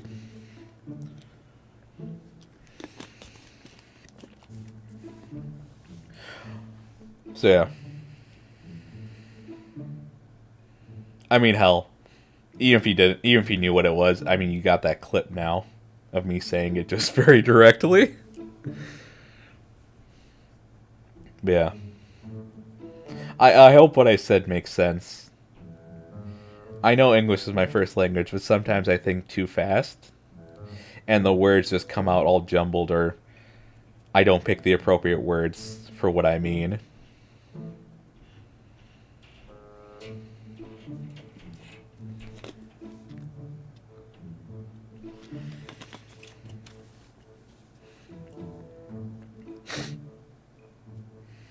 I feel that, yeah. It's just it's rough. It is rough. Your brain is going so fast, and you're already 2 sentences ahead, but your mouth is trying to catch up, and sometimes it just takes shortcuts, because we as humans are inherently lazy. Where is the cat? Where is the cat? I thought I heard her. But yeah, hopefully what I said makes sense. Let me just get out of this real quick. So yeah. Pivot, you brought up... What was it? Icewind? Icewind Dale? I'm guessing that is a module or campaign for D&D 5th edition. You might have already answered that. Yes, okay. I think my brother might be playing that with his friends right now, actually. Apparently they have a really good DM. Like, this guy got experience, and it seems like every Saturday night when he's been playing it, like, it always seems to be enjoyable. Rikku, D&D 5e1, I'm up for it.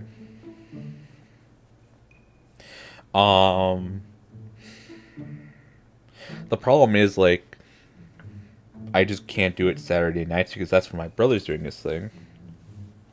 Oh yeah, he's really good. Like, he has years of running campaigns under his belt, and he knows when to be flexible. And apparently the thing is, like, he's left things so open-ended that my brother's been concerned, like, how is he gonna manage the story if he just gives us all these options? But apparently, like, for the last couple of months, for every Saturday, like, he's delivered. And the story's always felt satisfying to him. See, I know this guy's a professional. This guy's good. He lets the players have a lot of freedom. It's not too linear. And that's really respectable. Yeah. D&D 5e when, I don't know, whenever, I guess, just not... Oh, no, we couldn't do Saturday nights. Because I think I'd be too loud. Well, my brother... That is a big double-edged sword, though. It is. But this guy apparently is able to handle it. So, I don't know. Again, I'd be extremely nervous to let that amount of freedom that I've been hearing from my brother. That he's been telling me that, yeah, they kind of just... They're able to do a lot of things. There are a lot of freedoms. And he's been able to keep up, and it's been satisfying. And apparently a lot of the other players think so as well, that are in the group. Yeah, no, I could see how it could backfire easily from running a few campaigns that I have. But no, he's been able to manage. I think I'll talk about my philosophy as a DM. So I am fairly lenient. Although freedom allows for great moments. It does. It really does.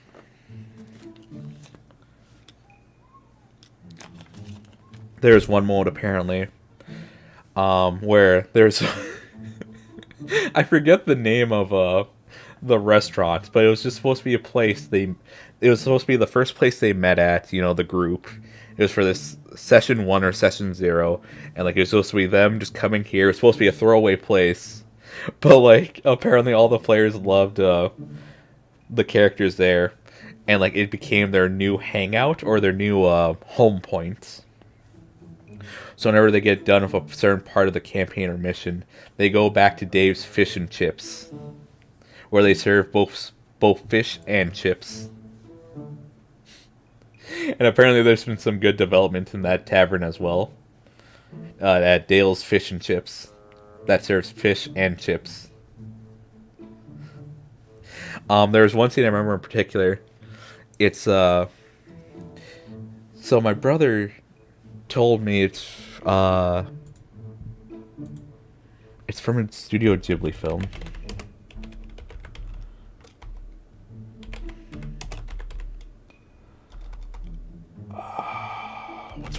Which one is this one? No. Princess Mononoke. I think it was from Princess Mononoke. I forget the names of, oh, it's the, okay. I'm just gonna use this example instead. So, think of Spirited Away from Studio Ghibli. Those, like, small creatures that look like fuzzballs. So, essentially, they met, creatures like those, and, like, my brother playing a dwarf with his great beard just came, was a little hesitant around them, like, whoa, watch out, don't want to step on them. And, like, apparently they're super curious. They've never seen a dwarf or, like, the rest of the party before. They've only seen, like, the animals in the nearby area. And, like, apparently they were, like, super interested by, like, the thing that was hanging off my brother's dwarf's face, you know, which is the beard. And he goes, oh, this, haha, it's so great, isn't it? And so, like, the little black fuzzball was, like, pointing up and going, and was, like, thought it was super cool, and then patted his own face, and was, like, and realized he didn't have one. He went, "Aw." So apparently my brother was like, he was like, can I do something here? He's like, what do you want to do? I want to make him a little snow beard so he can be kind of like me. And the dame's like, go for it. And so, like, my brother apparently made this little fuzzball a beard that was kind of like his own, and, like, the fuzzball went back to the other fuzzballs and, like, started waving its arms in excitement and, like, joy, and it's like, look at me, now I got this. And, like, all of them were like super energetic after that. It was, I probably butchered the story, but it was a really nice moment. I really liked hearing that.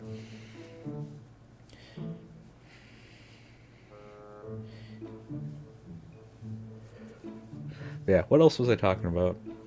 Fuck. Oh yeah. So I played with a group of people. I was running for a bit. We had a bar that wowed a blue dragon by springing into spontaneous song about its greatness. And I mean actual song. Why does it seem like a lot of people just have ukulele? I hope it was a ukulele. Because for some reason, people just like to own ukuleles. And they play it. They don't play it well, but they just have ukuleles and they play it. But yeah, I was playing with people. I was playing with a group, and they learned very quickly never to ask me if they need to roll for something. Because my immediate answer will be yes, you have to roll for it. Now roll. So what was it? So it was one of the first sessions, and they went to an inn. They're about to go to bed, and one of them looks at me and is like, hey, do we have to roll to see how well we slept? And I go, roll for it. No, this is the second session. Second session was a shit show. They rolled to see how well they slept. No one slept well, so I made them take penalties to their stats. It was like -2, I think, to their stats. To most of them. Most of the physical ones. Oh, actually, no, it was all of them, actually. And then they're like, fuck, okay. And then they woke up that morning, they felt like shit. And then I was like, okay, so you go down to get, like, a breakfast. You know, you just go down, have a breakfast. And this one person asked me again, do we have to roll to see how good the food was? I look him fucking dead in the eye, and I say, roll for it. Can you guess how well they rolled? Can you guess how well they rolled? Now, this roll that I made them do was not modified. It was just a simple D20 roll. First roll as well. There was no negative. There was no negative. It was just roll for it. That's it. If you got above a 10, it was an okay sleep. If you got 10 or above, it was an okay sleep. Under that, you started to get fucked a bit. And this is the same thing. Like, I wasn't trying to be bad to them, but if you ask me if you're going to roll something, you're going to roll.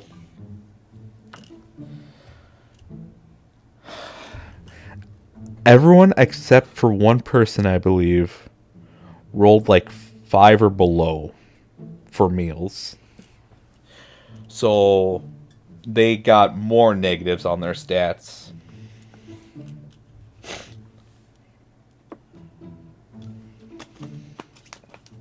Now, corner. You're gonna fucking love this next part. I think pivot as well. So, all our job was to go into the local cave and like see what a disturbance was. And like everyone's like, okay, we're a little roughed up this morning, but we got this. This is one of the early missions. We're fine.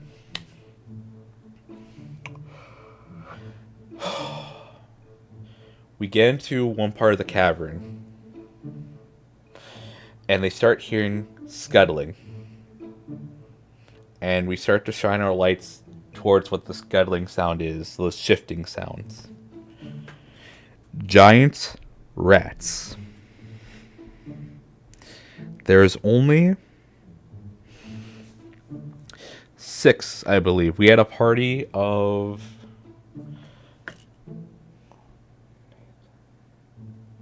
party of 4, and there's 6 giant rats.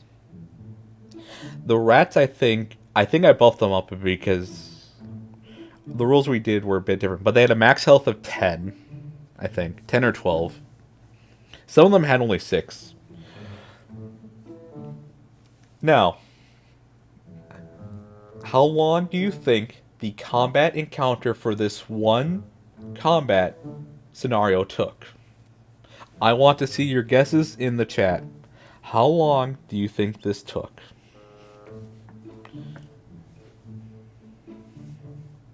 $35 minutes? Okay. Hour? Okay. Anyone else?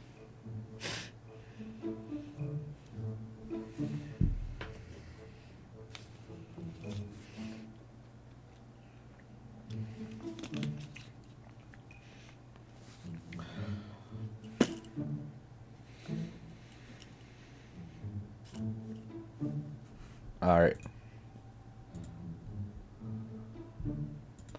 Alright. The combat encounter took an hour 15. I want to say it was an hour 30, but I think it actually was an hour 15.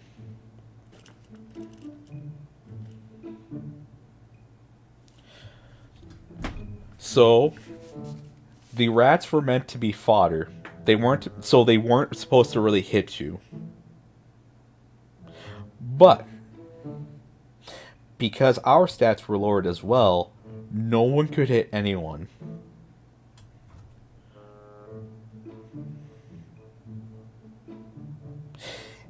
And the worst part is there was a second encounter. That one was shorter, thankfully. I think it only lasted 15-20 minutes maybe. But that wasn't the end of the fucking cavern. So, think of this campaign that I did as a filler. That's all it essentially was. Like, that's what we...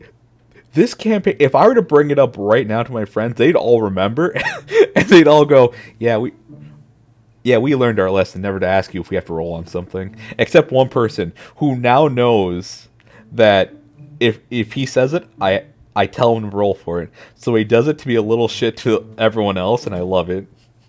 But no one else does, because they suffer from it. But, alright. We get to the end of the cavern, and we see there's for some reason there's fucking treasure there. Don't worry about it. I'm a great DM. And here we see the king of the rats.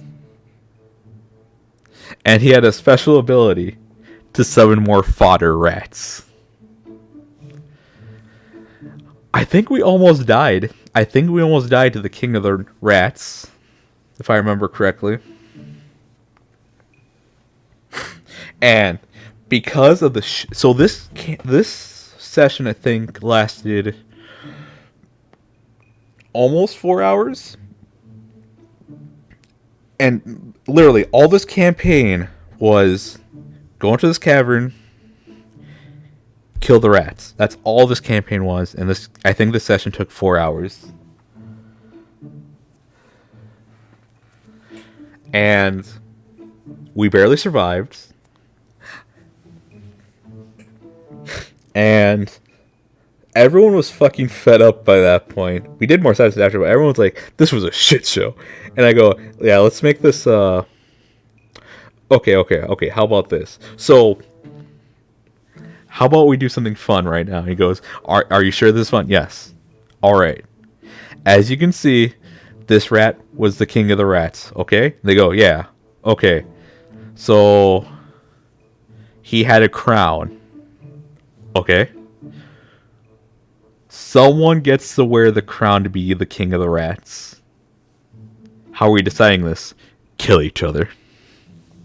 So I decided to do the thing of where they all got to fight each other with the current stats they had at the time. So all the negatives and any lost health they had, nothing got reset. They were just fighting to the death. But the fight to the death was not canon.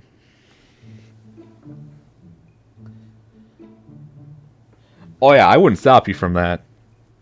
See, that's the kind of thing that I'd expect people to ask to roll for. It's those little things, though. It's like, hey, do we have to roll to see how well we slept? How well do we have to roll to see how well we ate? Do I have to roll to see if I leveled up? But, so, Maxwell, what you asked, I expect that.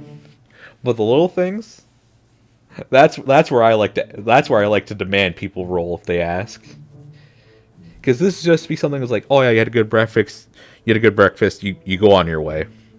I think every time I made them roll, every time someone asked to roll for breakfast, I think we only had it a few times where people actually rolled well and actually got a stat buff, I think. It was like, most of the time they rolled horrible. Sometimes they rolled where it was okay. And then very few times did they roll to actually get buffs. Actually, for porn RP, they do that. I'm not surprised, actually. Also, hello, Psychotastic with no H.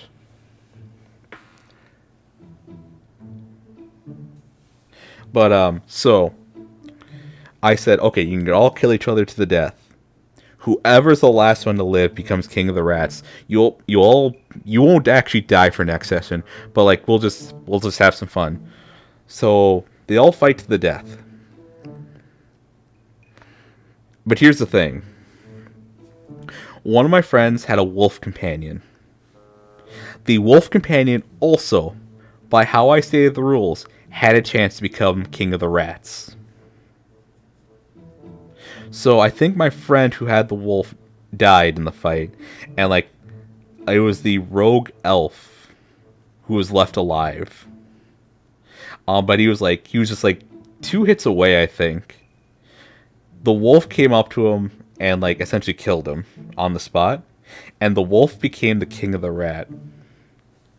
And we all started the next session with like we're all on a what is it? A caravan, essentially. We're all with a caravan, and like for some reason, like we're all getting ready for the next adventure, and like someone notices that like for some reason the wolf now has a cloak and a crown, and he now has the ability to summon rats whenever he wants, and it stayed like that for the next 5 or 6 sessions. This wolf was allowed to summon rats whenever he pleased. Also, he could communicate with rats as well. And he could translate. So yeah, like, but just think like the cloak and the crown were like super small, but somehow they managed to always fit the wolf though, who was pretty big. It's Aquaman, but with rats. Wait, I left. What were we talking about? So, I'm talking about the one time I did a session with my friends, and it was nothing but a shit show. But it ended on one of the greatest moments we had, I think, in that campaign, which was us fighting rats to the death and then seeing who became the Rat King.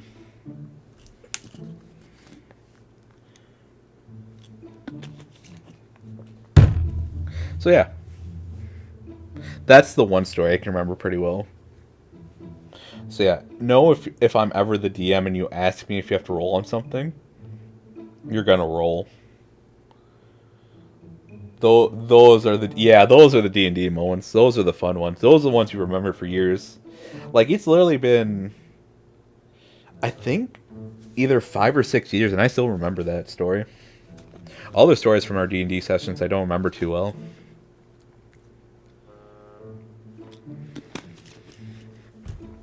That's one I do remember. The other one I remember is so the elf rogue we had, he's kind of a troublemaker. Whenever he plays these role playing games, heavy main drip. So he really liked to steal and just cause trouble for the party. And we're all sitting there like, listen, next time something happens to you, we're leaving you to fucking die. And he's like, okay, I'll remember that. I'll be good. He goes to steal from somewhere else. So this is a story of one time where I actually made consequences for him. So we were in a town. There was some rich dude. He had a mansion. Our rogue elf decided to try to plunder from this mansion of the rich dude, and he found a basement. And it was pretty heavily fortified, but he managed to get in. And he found a huge ass chest in the middle of the room. And he was like, now's my time. He goes in, opens the chest, and there's a vampire. Here's our elf rogue, who, by the way, was actually the best tank of the party because he naturally pissed off most of the enemies, so most of them go after him. He usually was knocked unconscious in most fights. That's how this worked. It was actually a pretty large chest, Maxwell, or Psychotastic. But he thought, like, because of the dim light, it looked like a chest, but no, he actually opened up a coffin, essentially. So yeah, the elf rogue was the best tank we had. Even though we had someone who essentially was playing a tank character, he was the best tank. He diverted attention away from the caster. So funny. So funny. I forget how, but he was able to communicate with us where he was and that he was in trouble. So we were trying our best to get to him. And like, this was a fight we actually couldn't win because we didn't have any of the necessary materials to stave off the vampire. So essentially it was a mission where like we were just trying to get him out of there. Because here's the thing, like, everyone else had a natural tendency to not take damage during fights. Can you guess why? I like my vampires pre-folded. Just think of Transylvania, or Hotel Transylvania. That Dracula, how flexible he is, or how animated he is. But yeah, our elf rogue didn't have good AC, but he made the best tank. He was good fodder. He was the best fodder. He did have some good utility items. I essentially gave him a mace early on that had a 20% chance to stun an opponent for one turn. But the thing is, he kept forgetting to roll that percentage dice. But he had it. He had it. That was after the first session, I think. Oh yeah, I remember actually.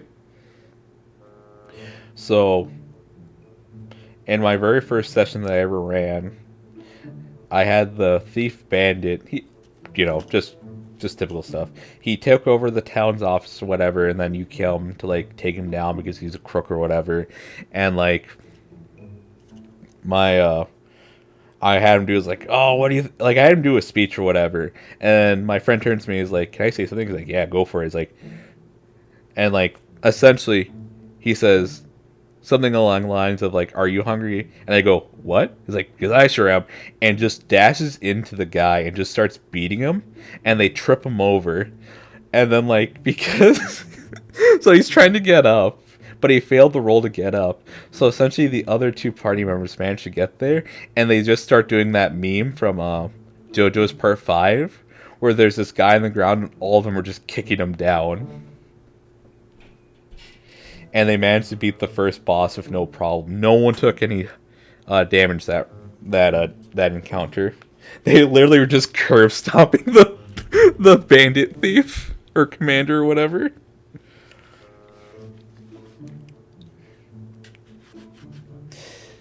Like, he was supposed to be a little menacing because of that mace or whatever, but no. And then they're like, who should we give this to? And it's like, Elf Rogue is like, can I take it? And he goes, yeah, sure, whatever. So I think because he was proned, I think the encounter only took 3 rounds. Yeah, I think it only took 3 rounds, actually. It was meant to be a bit longer, but, You know, at that point when you're curve stomping a man to death, it should be over quickly. It should not last that long. Because you have a dwarf in heavy armor, you have an elf rogue with his knives, and then you have the other dude who's just tearing into him with claws. So yeah. That was the first session I did. It ended... I think that ending to the session sums up a lot of the things of what I do and how it ends up. It's just how it is. I plan for something, but it just goes in a completely different direction. I mean, look at yesterday's stream. It was pretty mild and tame, and then I went a little overboard.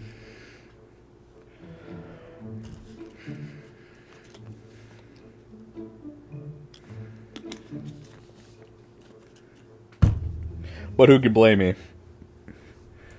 A lot of people can, actually. So yeah. I'd be up for playing D&D or Pathfinder at some points.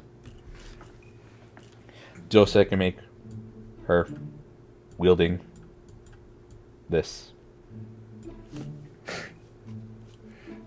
I think the one thing I don't like about D&D, I think one of the main things I don't like is the bonus action. Because that's being used up by so many things. And like it makes... I think the one thing I don't like about it is for dual wielding builds. Because a lot of classes that could use dual wielding just kind of feels meh to use dual wielding. What is a bonus action? It's essentially another action you take in your turn. There are certain things that specify that they take up a bonus action in D&D. So like if you have a weapon in your offhand, you can make an attack with that, or sometimes spells use bonus actions. I forget what else.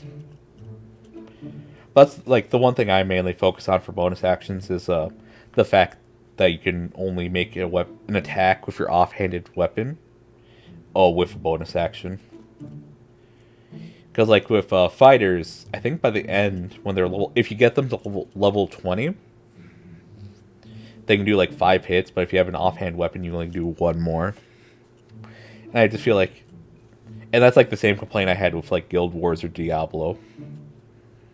Where it's like, you have a weapon in your left hand, do something with it. Then again, I guess like there is... I don't think there's a rule specifying that you can only attack for a main-handed weapon when you make an action. Then again, it's like, why would you do that then? Why would you not have your best weapon in your best hand to just... Blah, blah, blah, blah.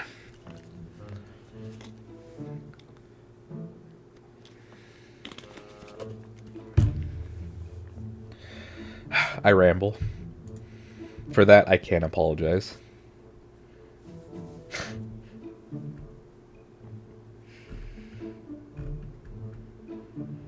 If I play another D&D, I'm going to play a Tanya... Oh, that'd be fun. A Tanya-like character. I'd love to see a Japanese businessman in the world of D&D. The brutal efficiencies. I use the dice for extra spicy Monopoly.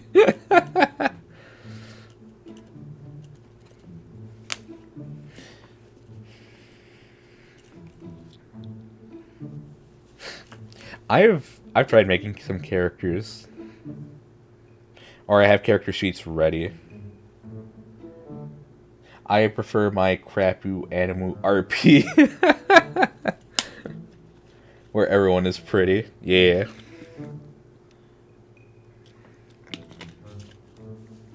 Yeah? I don't see nothing wrong with that psychotastic.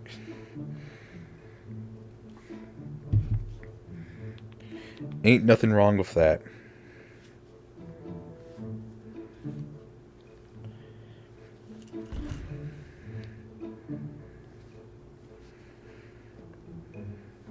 Yeah. I do want to play D&D again. Or maybe I just want to play Pathfinders.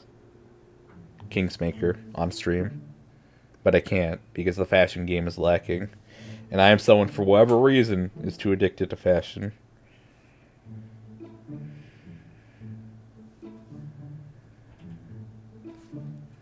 Why do I make life tougher for myself? There's no points.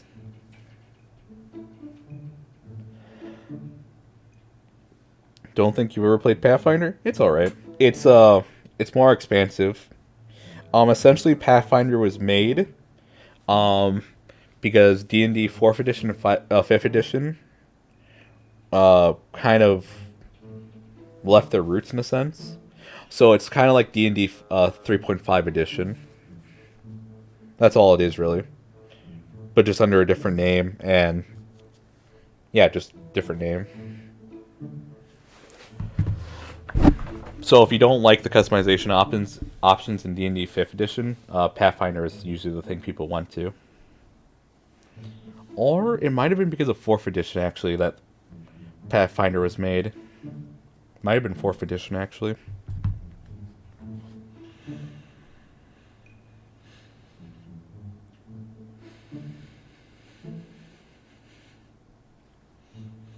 Yeah.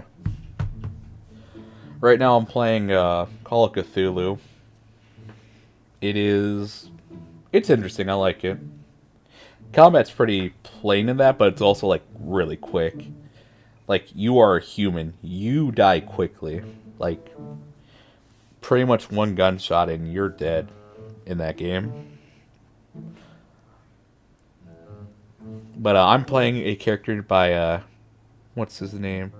It's not John Johnson. That was the last campaign. Oh, I think my name is literally Jim the Accountant. And I'm not that great at accounting, but man, am I good with a shotgun. Because I'm not actually an accountant. I kind of work with mobs.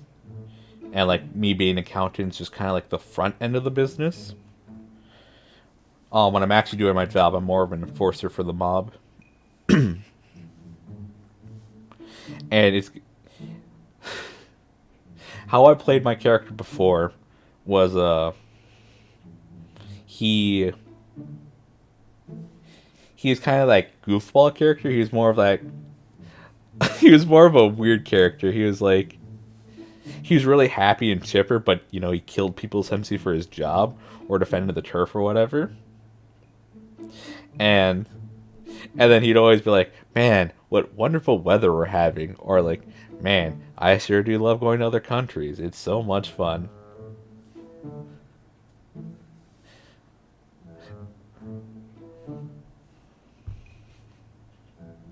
But it's gone to the point in the story where everyone else wants to be a little shitter. So now Jim the Accountant is the most straight-laced character in the group. Because everyone else keeps fucking about. It's so dumb. Like, before I was just, you know, the gag character. I was the funny man. Now, I'm the one handling business. It's like, no, I actually have to be the serious one now. Everyone else keeps fucking up the job, and we cannot afford this right now. Like, I already have characters, like, ready. Because with Call of Cthulhu, your characters are going to die. It's just how quickly are they going to die. We've managed to survive 2 scenarios of the campaign we're playing. And in all honesty, I should be dead already. And the only reason I should be dead already is because no one else in my party thinks but because they're the ones out of situations the fastest, that's why they get to live. Like, my mistake last scenario was there was a crooked cop, and I decided at the very end when we were being chased down by a giant Cthulhian monster to like drag this man who was stupefied at what was happening, saying, "Hey man, let's go." And because what was it? It's not like I was carrying him, but I was kind of like, you know, hand over his shoulder, kind of like prodding him, like, "Come on, we gotta go." And it's like that slowed me down. And the person and one of the fellow investigators tried to burn the building down while I'm still in there. And they almost burned themselves, actually, because of how they threw the alcohol. They almost killed themselves. Yeah, no. Like, it's getting to the point where I should really be dead.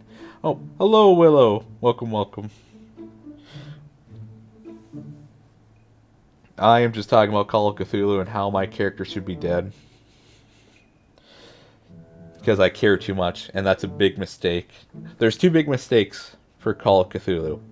Being too smart, and I mean that actually, and caring for people.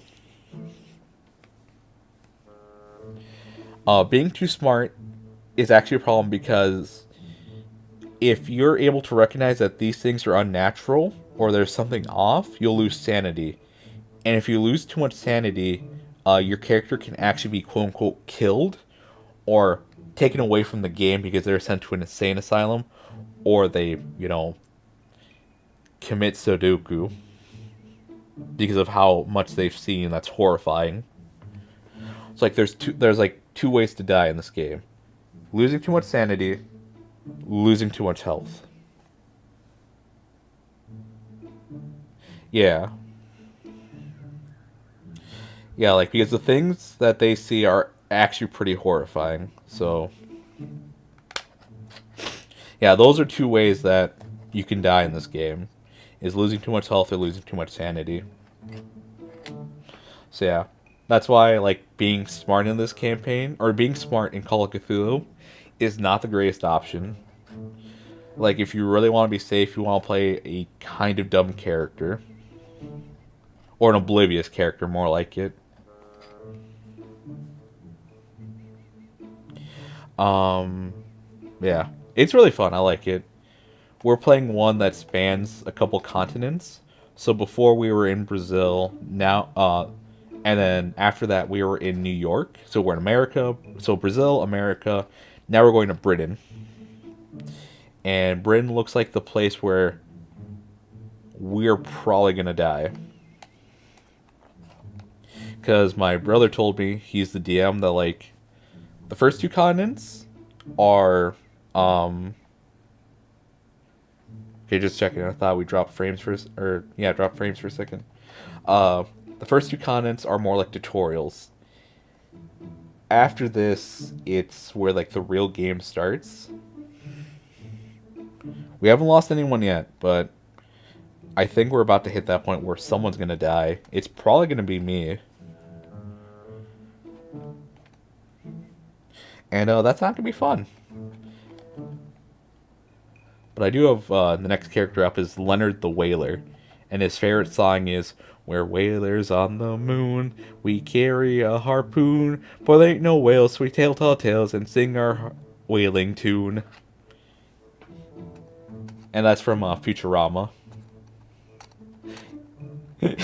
Yeah, it's that song. We're whalers on the moon, we carry a harpoon, but there ain't no whales, so we tell tall tales and sing our whaling tune. I love that little tune, it's so nice. Psychotastic, why do you not like it? It's such a good song. I'll be singing that for years, again.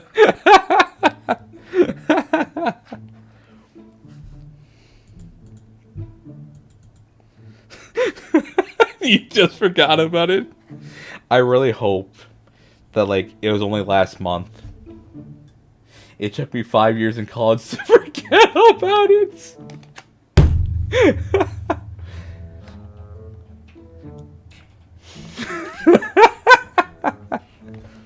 I can't wait You know, Pivot Corner, if you see that I'm never able to type in your streams, it's probably because Psychotastic just permanently muted me on your streams as punishment. So yeah, if I never talk in your chat again, it's because Psychotastic probably muted me.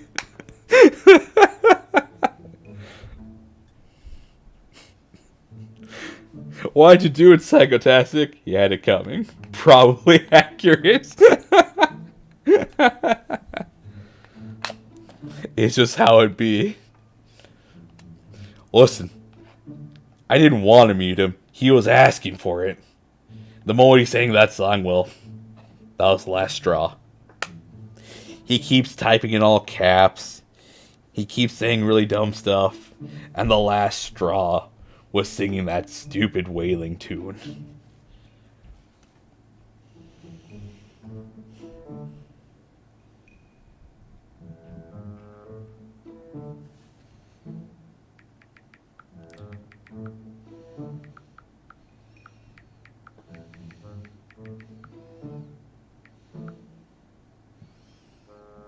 Why is there a pineapple man? Demon Zero, you want to explain that one?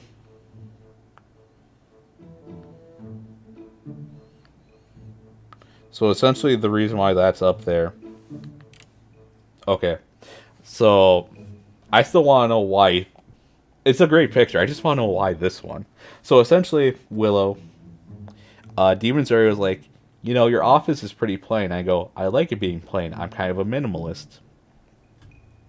All I need is my computer, and that's fine. And he's like, no, I got something for you. So on Discord, he DMs me this picture. And I put it up.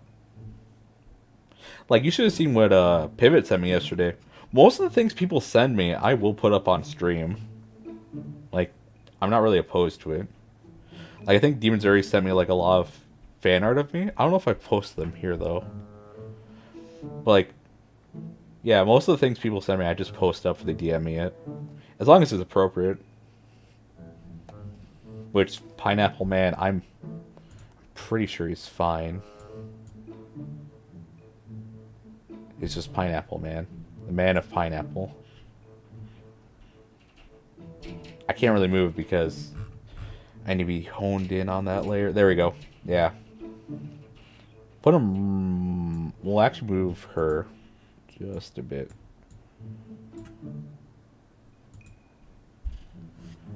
What would be wrong about Pineapple Man? Nothing really, actually. It's just literally a man with a pineapple for head. Or a woman, actually. It could be a woman with a pineapple head as well. I never thought about that. There is that possibility as well. He clearly was a pineapple hero. Don't you respect the people who serve their countries, Rikku? Well, I do. I'm just still confused about why a pineapple man. It's gonna stay up, though. Though, I'm not gonna do the thing of, like, if you send me something, I'm gonna put it on the wall. It'll probably be up for the stream, but it won't be up on the wall forever. Pineapple Man, though, will stay. Pineapple Man will get to stay. He gets to be on the wall. Until I find something... Well, no. He won't be cycled through. Because I have plenty of space on the wall.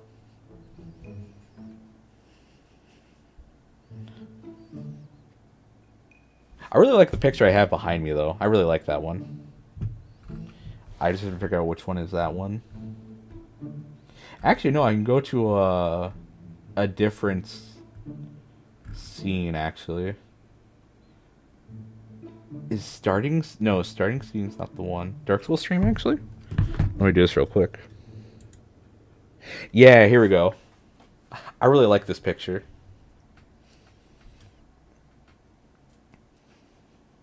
It looks really nice. Oh, camera. There we go. So those are on the Dark Souls stream. So that's why there's two Dark Souls images right there. But yeah. It's a really lovely photo. Or picture. Yeah. I would love to use this as my my actual background for streams. Because it just looks so nice. Like, so one of the things that my brother introduced me to was Rossing. Let me type that in chat. So Rossing is the act of watching Bob Ross paint and losing your mind at what this man does. Because sometimes he goes wild. He goes completely insane. Now, what do I mean by that? Going completely insane. So there are times when he'll have a beautiful picture already done, and he'll just put a huge black line somewhere in the picture. And people will go, "You just ruined the painting." Or he'll do something along those lines where the picture already looks amazing. It already looks beautiful. But he doesn't care and just puts some big mark on it and makes the picture look even better. Mushi, say hi, say hello to Brazil. Hello, Brazil. But yeah. So Rossing is the act of watching Bob Ross just go completely insane and just doing something like that and making the picture look even better. And you're always scared. But you should know better. You should trust Bob Ross. But you still can't because it's in your human nature to be feared, to be fearful.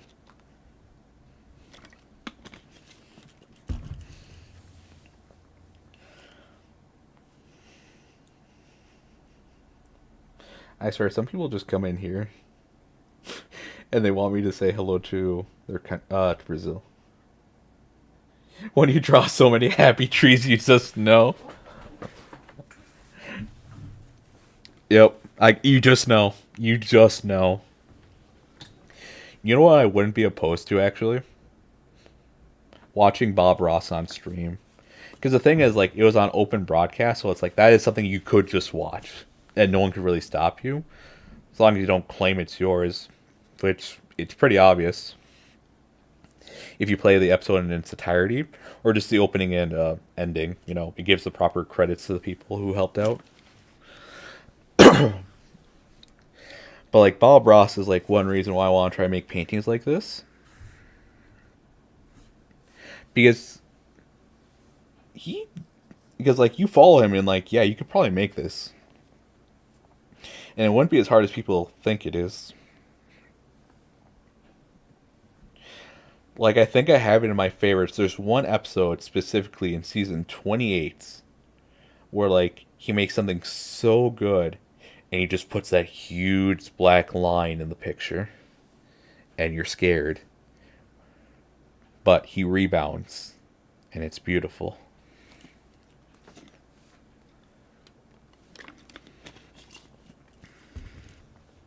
So yeah, look forward to that. One day we'll watch Bob Ross and maybe I'll even paint alongside with him. Or at least the video. Because I think a lot of people should watch Bob Ross. I remember when they were doing that 24-hour live stream of Bob Ross back a couple years ago to celebrate the IRL streaming. I almost went up to my English teacher in the high school. This is when I was in college, but I went back to the high school every once in a while. And I was like, I almost told them, like, listen, I don't care what you're doing right now. Play this. This is actually something that the kids can get very interested in and be very hyped about. Because again, Bob Ross is an absolute madman. He was also an Air Force pilot, if I remember correctly.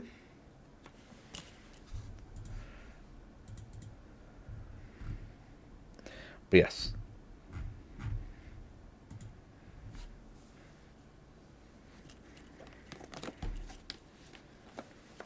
Let me go back then.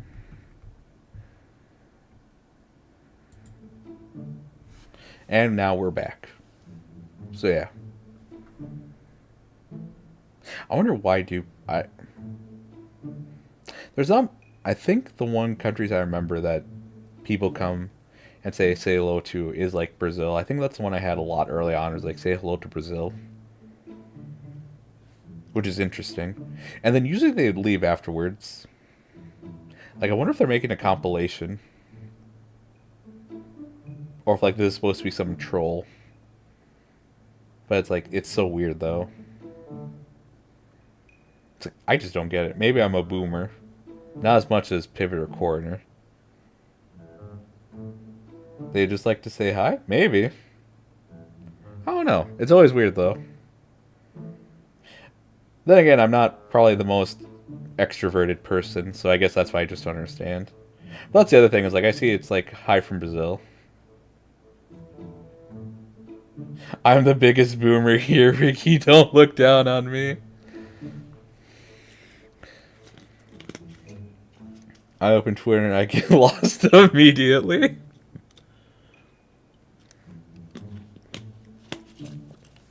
I'm pretty sure you knew how to use Discord better than me when I started 6 months ago. Was it 6 months ago? Maybe 5, actually. Oh. Got a notification.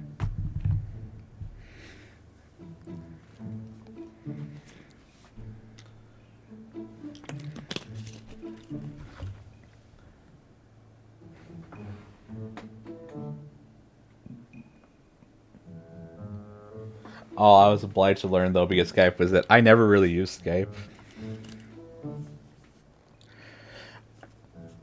And Messenger was no more. Like, I only started using Discord 5 months ago. Before that, well, 3 years before I started, no, 4 or 5, actually. I've been 4, actually. 4 years before I used Discord, I actually used Mumble for the raid group I was in for Final Fantasy 14. I used Mumble. And then when I came back to play with them, I think they were starting to use Discord, but I didn't want to use Discord. Twitter is confusing? Twitter is confusing.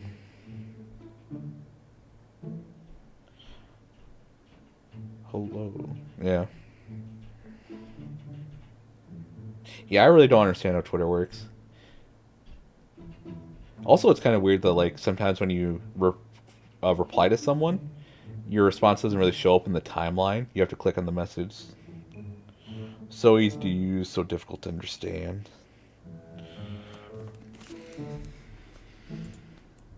I don't know. And there's also the thing is, like, I hate Twitter. But it's like, I don't have anyone who regularly interacts with my Twitter to really justify saying I, like, fuck Twitter or whatever. Right now, Twitter's okay. But I know later on it's going to be a real shit show.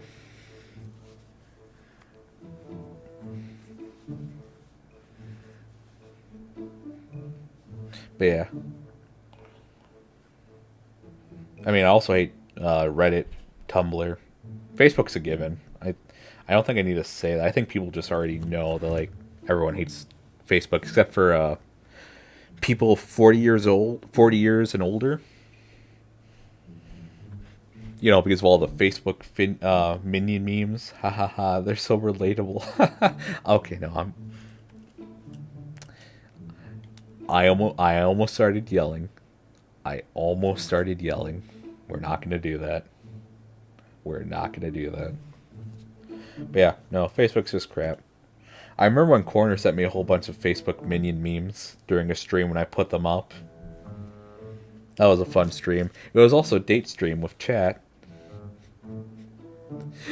None of them could use the excuse of, "Are you cheating on us, Rikku?" They know what I was getting, and I shared it with them. They're like, "Can you please stop sharing with the class?" It's like, "No, I don't want you to think I'm cheating on you right now." Oh, the Tweety. Oh. Yeah. Yep. There's Tweety. There's the minion ones. What are the other ones? I forget. I know there's another popular one that I'm just forgetting. It's just that in the last few years, it's just been... Before, it was like Tweety and all that. And now it's just been Minions ever since that movie came out or whatever. Might have been a year or two after the movie came out. The the religious posts.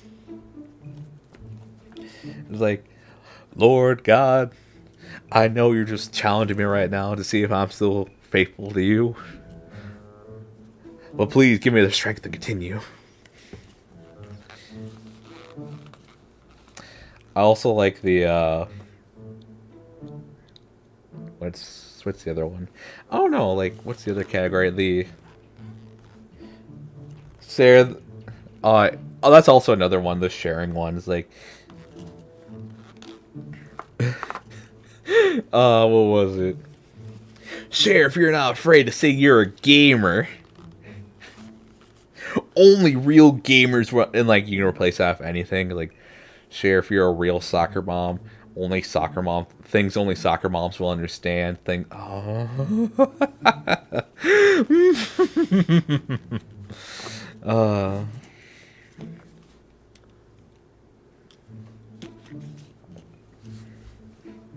Yep. Yep. Yep. Facebook. Yep.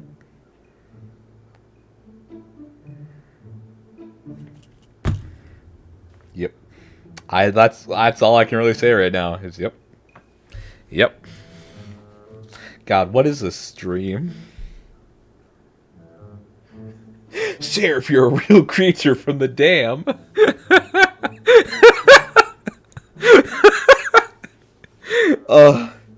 Just because it's you, Demon Zuri, that's actually really funny. Because, like,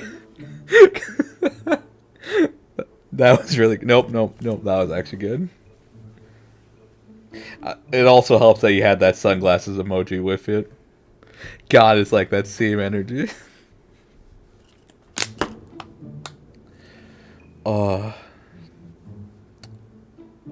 How did boomers become more immature than children? And I mean actual boomers. God, they act like spoiled children at that time. Maybe it's because their economy was a little better and they were a little spoiled by how much they didn't have to work to actually get anywhere. And that's just me, knowing history. But people don't want to learn history. They were old children, yeah, they are. Because they have less brain cells, yeah. Yeah. I actually really like learning history. It's just a shame that no one actually really likes to learn it. And then we just keep repeating problems. But you know, it is what it is. History is fun. You gotta learn about the really dumb moments that we had as a species. I think it's Constantinople. That city was lost or successfully invaded because one person forgot to lock their door. Their job was to lock the door. That's it. I think that's it. That was one of the main things, at least. And because they didn't lock their door, Constantinople was successfully invaded. It's either Constantinople or maybe it was Alexandria? No. Maybe? It's been a while since I've heard that story. Isn't there a song about that? Maybe? I wouldn't be surprised. You know what? No. I think there is, actually. But yeah, I just know a very large city was ransacked because someone forgot to lock their door. One of the doors to the city. So, that was fun. Imagine being that one guy who fucked up that hard. You had one job, and you fucked it all up. Sorry if I'm swearing a lot.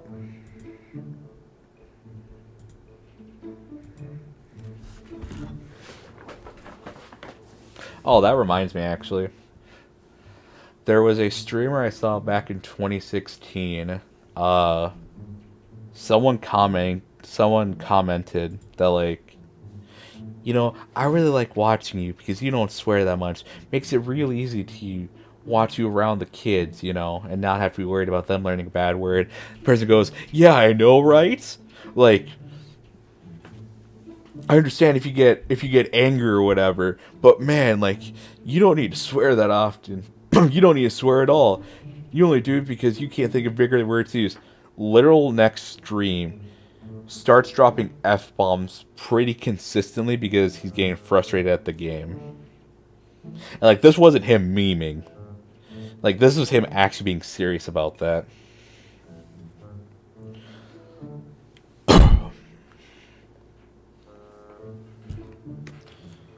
And I aspire to never be like that person.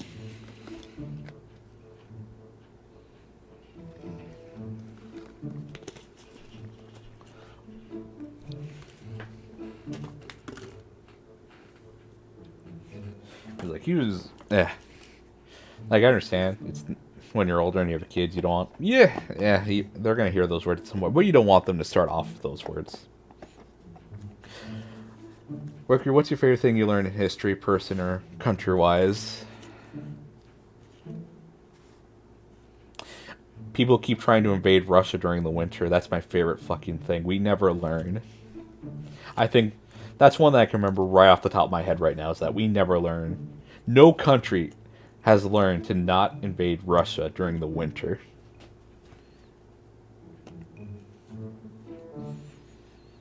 They always do it during the winter, though. They always think they got a plan.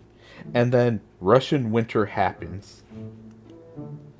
Nobody learns. They keep trying to use winter as against the winter people. Yeah, exactly. It's so dumb.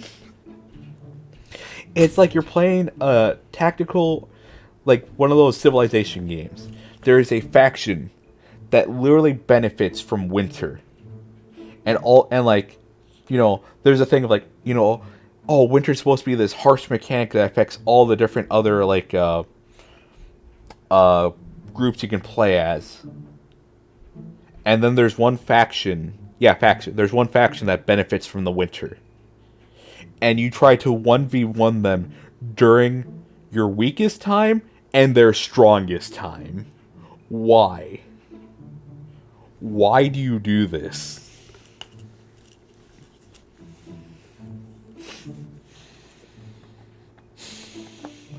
We weren't meant to survive as a species, were we?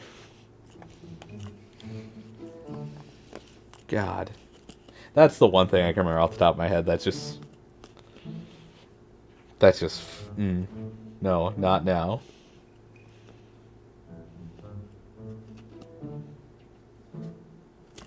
That... You know, I probably shouldn't be making that joke.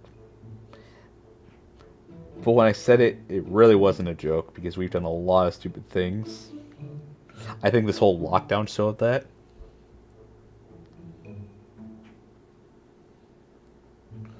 Yeah. A little dark. I'm going to back off on that one. I apologize.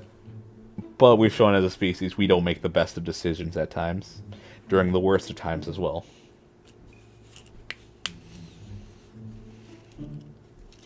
Yes.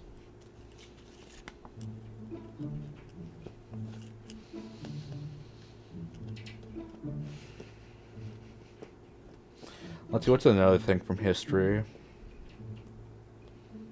Oh, apparently there's a college somewhere in Europe that still has the corpse of their first president of the college that has to attend every big meeting. I forget what college that is, though. But every big meeting, the original president of the university has to attend the meeting. And I don't remember if they actually pull out his body.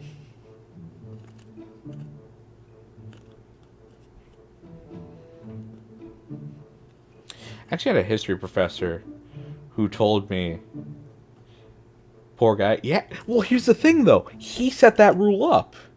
He set that rule up. It was so weird. My favorite thing in history is learning about the Pope who accidentally caused a war and killed a bunch of people. Oh, what Pope was that, actually? Sounds like a Sam O'Neill's Academy fact. I actually haven't watched him. I want to be important, even if I'm dead. That was that guy. Oh, Demon Slayer, there's been a lot of John. Oh, no! Wait. No, I think there's been a lot of Johns actually as popes. I'll have to really look up his name. Yeah. I remember there was one king for Britain. And he was the only one to have his name. He was the first and only, because no one else wanted to take his name because he did such a shit job at ruling the kingdom. I think he was the brother of King Lionheart, of Richard the Lionheart. I think it was the brother, maybe Tom or Thomas. Yeah, he was the first and only because no one wanted to reel up his name. Didn't every pope start a war sooner or later? They were either started it or they were a part of it, if I remember correctly. Because the thing is, the church back in the day owned actual land. Now, the church, or the Vatican, only owns Vatican City. But before, the Vatican used to own, like land.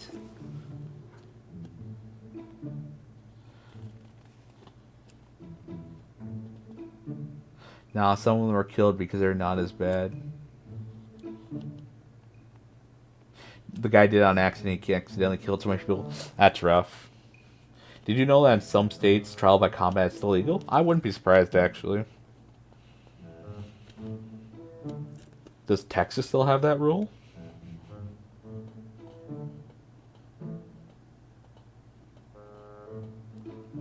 Yeah. Back in the day, the Vatican, or just the church itself, used to own land.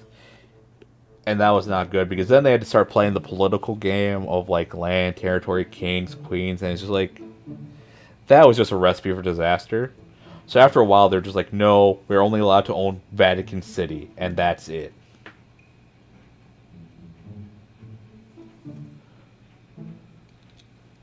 Hey, in my country not long ago, they took away the law of going to jail for stealing a chicken because people forgot that was a thing.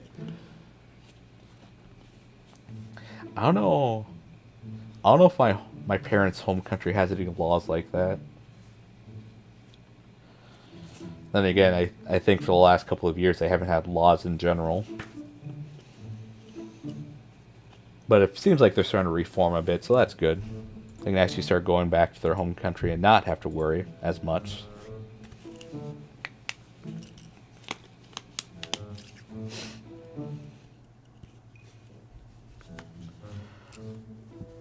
Oh, excuse me?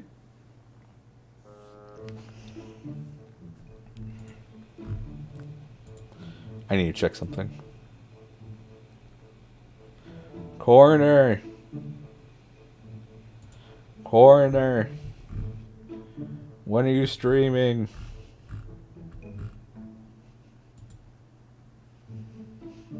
You said you were going to, but there isn't a time.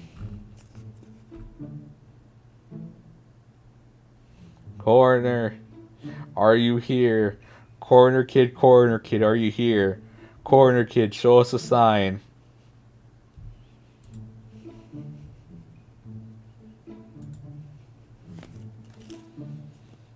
Coroner. Coroner. Coroner, please write in the book. Coroner kid, show us a sign. Show us a sign of what time you're going to stream today. Coroner. You know, I'm going to stop saying her name repeatedly. I'm pretty sure she's not here now.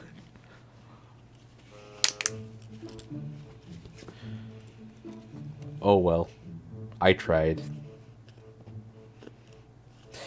Are my streams just going to be the times where I announce when Pivot or Coroner are going to stream? Yesterday I did that. Just some corner, you need a piece of paper divided in 4 squares and 2 pencils making a compass.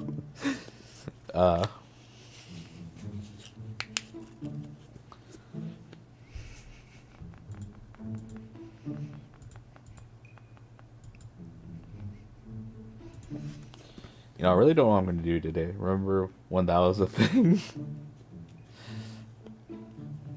I think so, actually. I think I do remember when that was a thing. I think Pivot's still here. Or it might actually be doing something. That's why he hasn't been typing. You know, his job. Part of the reason I streamed today was because he told me I had to. And I was like, why not? His job.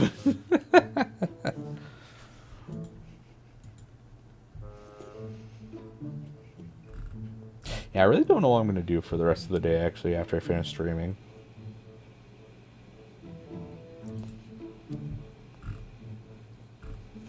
Kind of just waiting for new things to come out in Genshin. And also the release of the characters has been pretty... I don't think I'm going to play Grand Blue Fantasy either. The Charlie... Yeah, the Charlie challenge. Oh, that's... Oh, here and then all this Catholic schools banning pencils and paper. Hello, Victor. Hello, Victor. Welcome, welcome.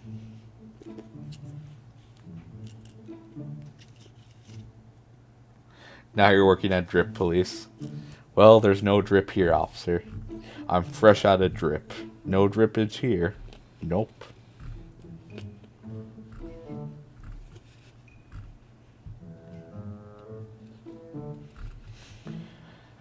Yeah. I might as well just sleep. I might as well just sleep until the next day when my classes start. If I'm not going to do much today. Well, I gotta study, so I have to do that first. Other than that, I really don't have much to do. Not much games I want to play.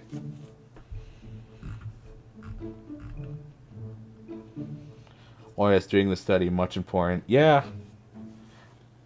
All watchers send you drip or arrest you for buying drip.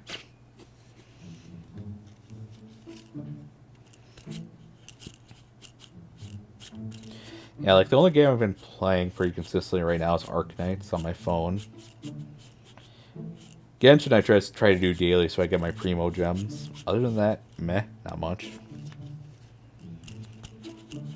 Final Fantasy 14 is kind of meh. RuneScape, it's just a grind, but I kind of like the grind. I just don't like that I have to pay $6, I think, every 14 days for membership. You can buy actually membership, you just need to like actually earn enough gold in game, which involves leveling up some of the skills I don't want to, but it's worth it because I'm going to need them later on for quests. I think I'm just more in the mood to actually play D&D. I think that's all it is. I'm just in the mood to play D&D and make a character I really find cool.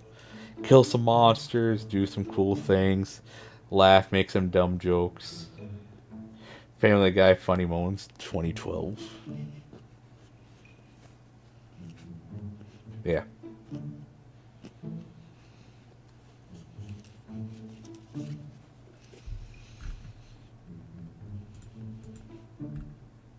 Who knows? Maybe, I'll actually play.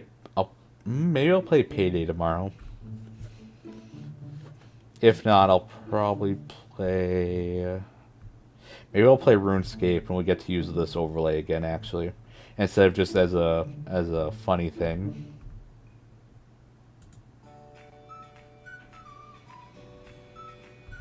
Because remember, this is the RuneScape scene overlay. We'll get to use this again. I'll probably change it up. I'll actually make it clean and not a clutter.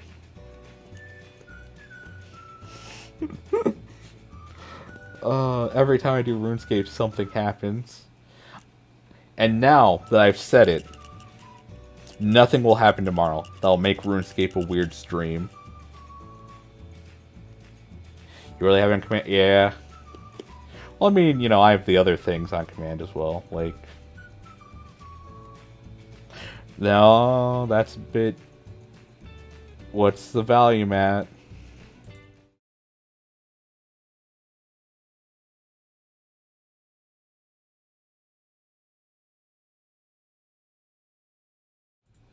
That actually would have been really loud. But I think I turned it off the thing.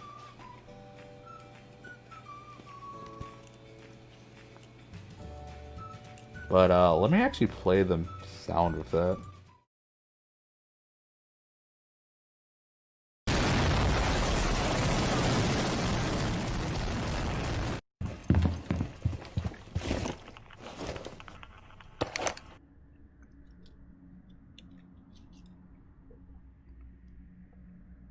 You want to pull down that hoodie and hit head pat ASAP.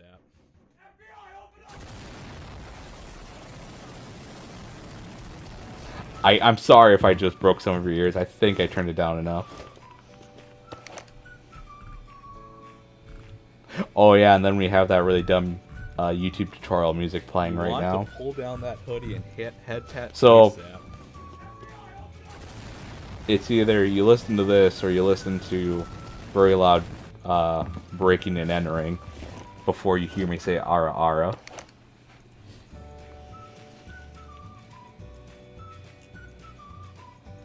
You want to pull down that hoodie and hit head pat I am not a ASAP. good streamer.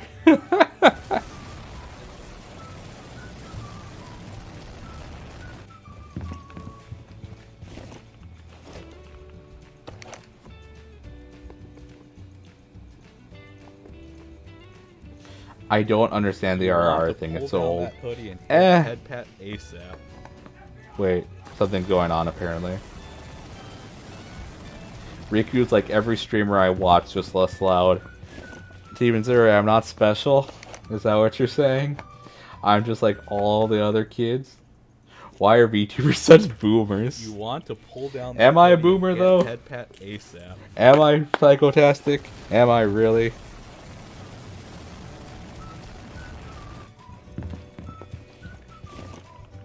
Actually, give me a second.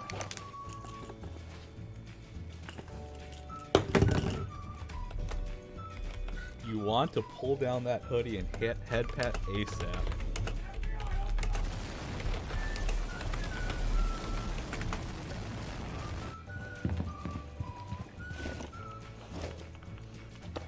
Apparently, YouTube's telling me something's going on with the audio. You want to pull down that hoodie and hit head pat ASAP. Okay. The thighs, RR, and stuff like that's so old. Yeah, you could say they're old.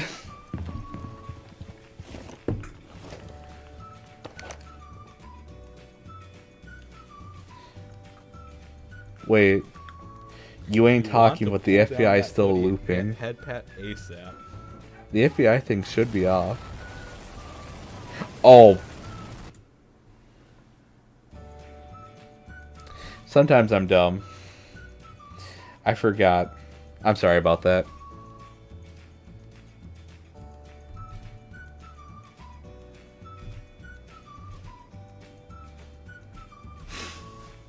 I have so many things I have audio on this, I forget that sometimes there are in other things. Actually, let me hear how that sounded.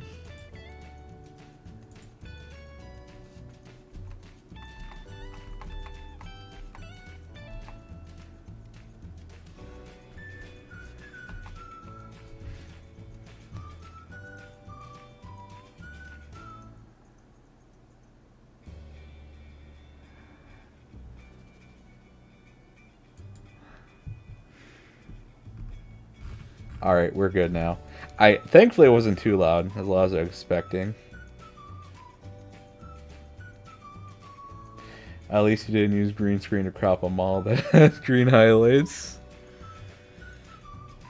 Did I ever tell you the story of trying to help Coroner with her green screen? That was a nightmare.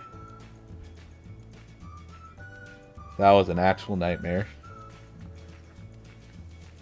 So, Coroner's model has apparently every color known to man and also those known to beings beyond our comprehension. Every little thing we tried would make some part of her model disappear. We spent about an hour, I think, trying to find some knob to turn that'd make it so that we didn't have to, so that nothing of her would disappear. Eventually, we found an option that mostly worked. We just need to turn up the key spill, I think, down a bit, and it worked. I had to have Pivot help me with the same thing 2 days ago. It's never fun. Mine was easy. Because if you actually zoom into me, there's little parts of my eyes that are green, but I don't mind though, because you can barely tell, because I'm never usually that big, and even if I am, it's such a small part of my eyes that you don't typically notice. That's the amazing thing of being in black and white. It's so easy for you, Psychotastic, for you to do that. Being in black and white would just make things a lot easier. You see in all my colors.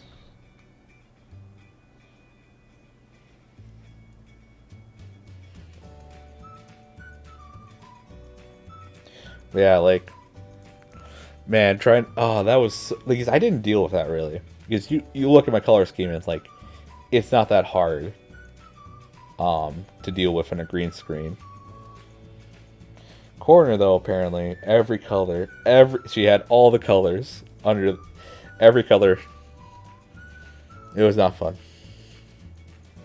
And then pivot yesterday's, thankfully, because I knew what we did last time, it didn't take too long.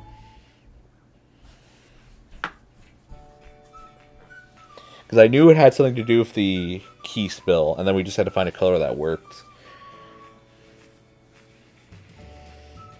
And his was a really... yeah, it was. You couldn't really tell. Even if it, like... I don't think he'll typically have his model that big in a stream. Because, what is it? This is probably the biggest he'll ever have it.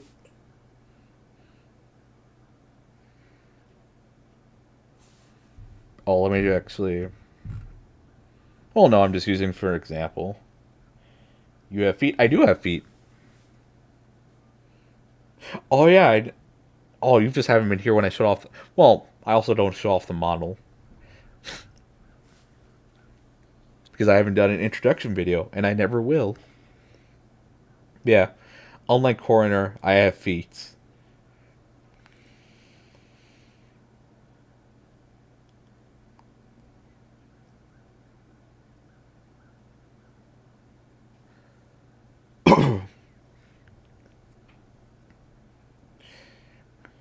Like, I'm 5'6", Coroner's 5'8", and she keeps trying to use that against me, but she doesn't have any legs, so it doesn't really matter what she says. Before I got startled by the giant head. Oh, yeah. So this is just my Doom Eternal background. So if I actually had Doom Eternal, you know, you'd only see most of this.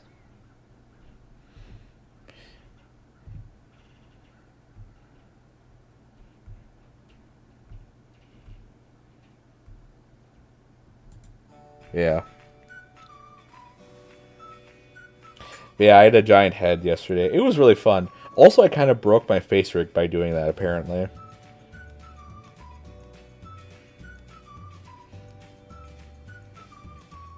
Like, I actually broke face rig for a bit, having my face that big for a reason. Like, it wouldn't let me shrink or enlarge. I actually had to go to a different model and then put another model inside the scene and then get rid of both the models to get my original model's functionality back. It was really weird. Yeah, I don't know why that happened. Like, I was just desperately clicking on things, and I was like, alright, I'm just gonna put another model in there. And, like, I was able to mess with that model. And then I put in another model. Got rid of both of them. Went back to my original model, and it worked.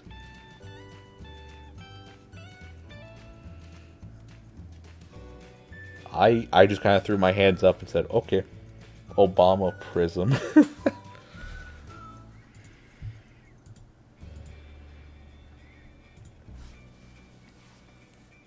So yeah, I'll have to move to animes at some point. And thankfully, because I had face rig from before, I'll pay reduced prices for a year. But I don't have to worry about that until monetization.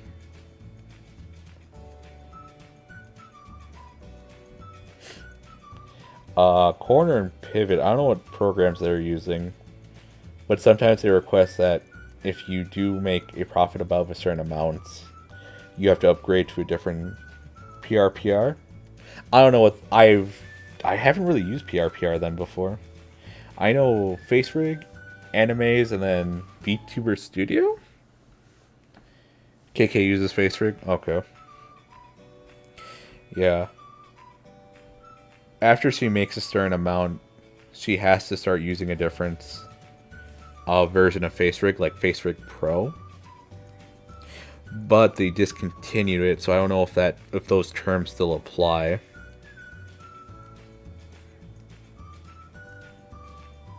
Like the contract for or the legal documents for when you have to switch over to the next version of FaceRig is so weird. Especially when you start getting into professional and studio or whatever. Like, oh, hello Ethan. Welcome, welcome. Hope you're having a good day.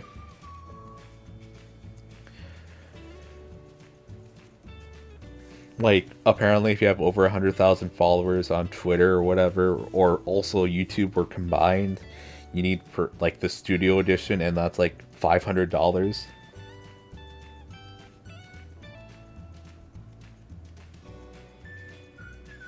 Yeah, like, their terms were just so weird.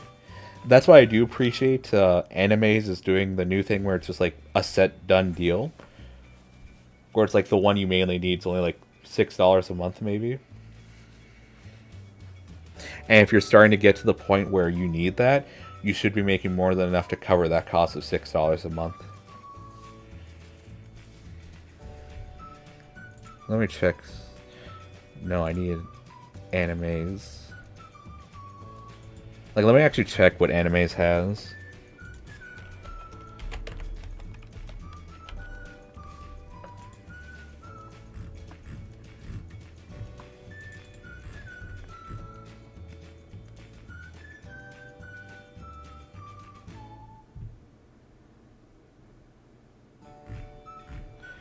Let's see. Yeah, I go to view all announcements. Is it this one? No. Oh, here it is.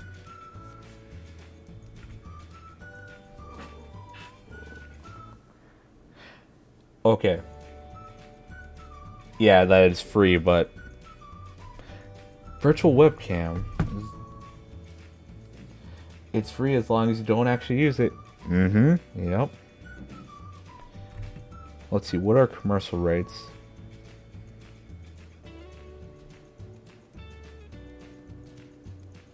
Okay, commercial rights, you get it from the VIP package. That's $8.33 a month or $99.99. So $100 a year. But for the basic package, it's $20 a year or $1.68 per month. And it has everything the VIP package does have, except for two things. The Pro Streamer commercial rights and early beta access. So individual streamers and content creators who consistently make more than $500 per month from their channel, example, from subscribers or ad revenue, need commercial rights to use Animes. If you meet this requirement, you need an Animes VP subscription. If you are a business interested in using Animes, you need an enterprise license. And if you want to do that, you need to talk to them, yada yada yada.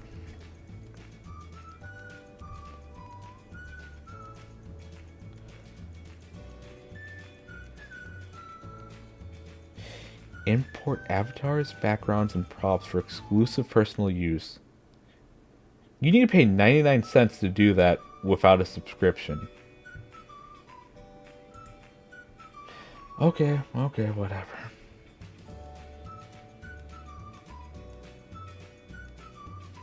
Use your iPhone as your face tracker. You can use that with the basic package. And apparently they've been reviewed bomb because of the prices.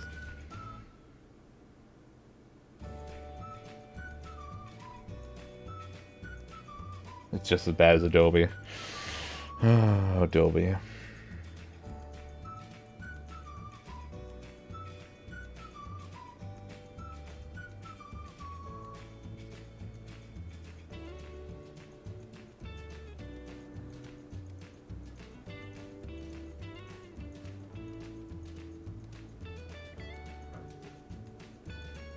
This is so dumb, like... So, the free version of Animes will allow you to use the virtual camera to live stream or video chat for 90 minutes at a time, increased from 45.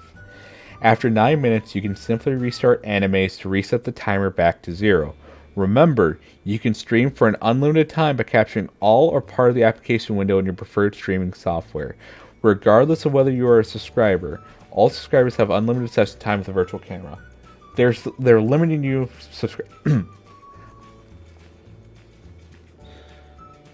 At that point, it's just dumb. You have a 90-minute timer, then you just have to close it and then open it. Why?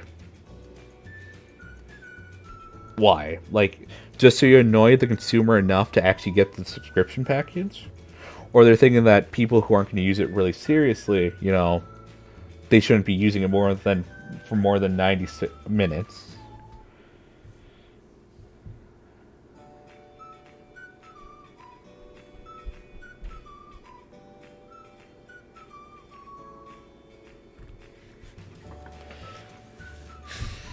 Yeah.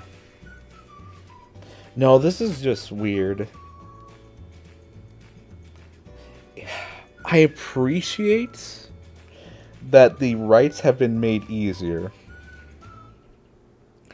And I really hope that that $99 price point can actually be paid monthly instead of just at a one time. I really hope that.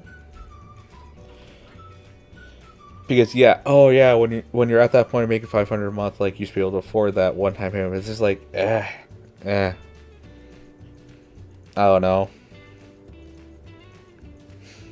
Like, I understand they made this product and they want some money from it, but there are people who are making applications as well for this, and they're gonna go to your competitor. I don't know how PRPR or Vtuber Studio does it. I'd have to check what their not their contracts, but like what their terms and conditions are. But I'm pretty sure VTuber Studio is better than this, if I'm not mistaken. The only thing is that VTuber Studio you can only use from like your phone or whatever. And at that point, they just recommend you to use an iPhone instead of Android.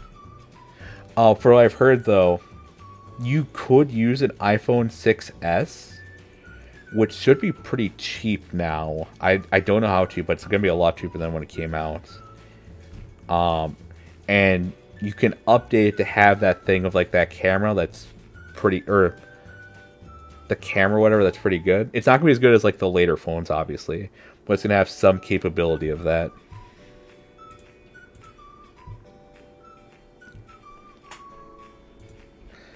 Let's see.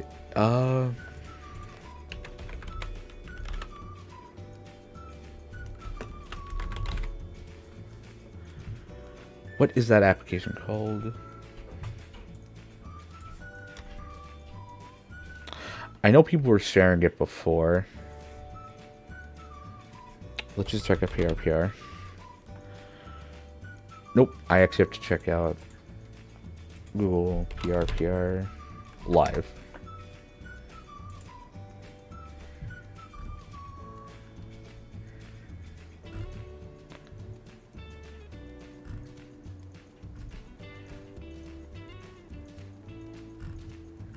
And I guess if you pay them, they could keep updating the software. And they're just, because I remember reading something that they posted once, was like, you know, you're making money off this or whatever, we kind of just want our fair share. Again, when your competitors are making things that may not charge and may not have these vague terms and conditions that can get you in trouble legally, why would they go to you? Because that's the other thing. It's like, I'd have to test how good Animes is compared to the other services that are being offered. And something tells me it's not going to be as good, what Animes is offering. But I need to see, though.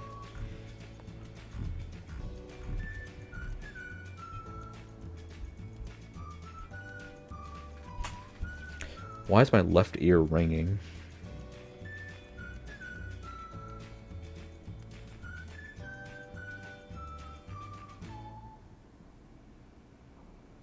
We will have rich VTubers trying it. Yeah. I wouldn't be surprised.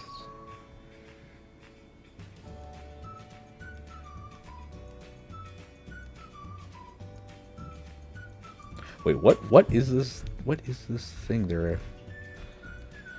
Live broadcast fact is the pursuit of every anchor, and PR Node is the product to meet this demand. Is a convenient virtual programming system which focuses on rapid prototype design development by using data flow method and visual programming interface. That's a lot of words for I don't know what it actually does.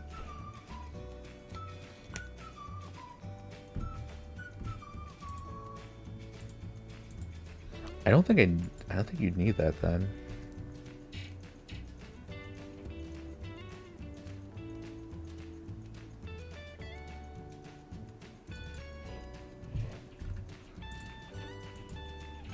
Oh, this is a Chinese. Okay, this is a Chinese one. Okay.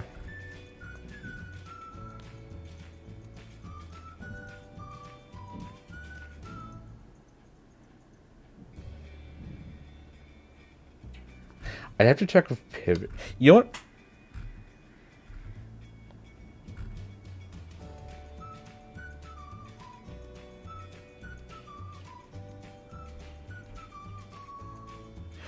Ooh, so this isn't as properly optimized. Okay.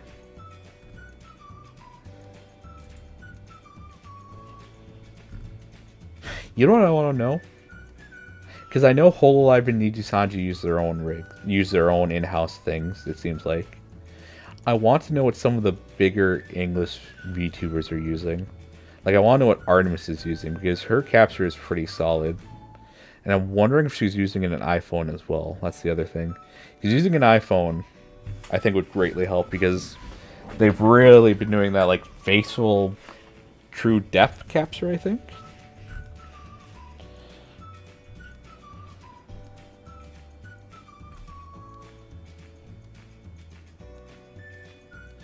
VChojo has their own collab program, so they have their own face rig program.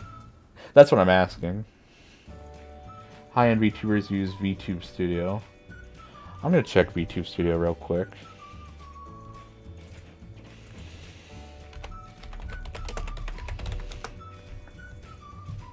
By Denchi. Where have I heard Denchi before?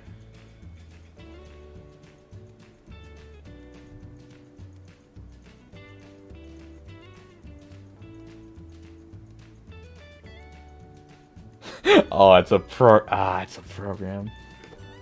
Densi Iron Vertex, thank you.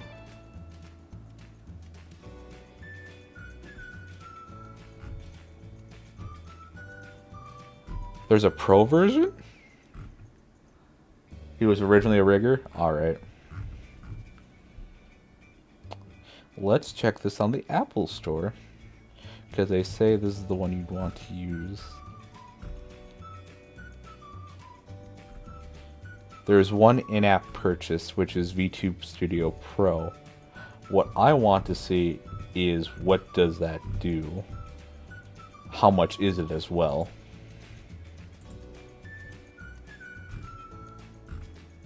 You know what? I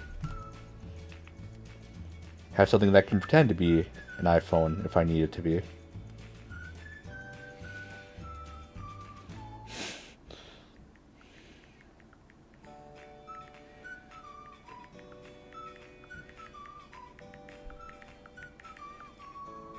Let me check something.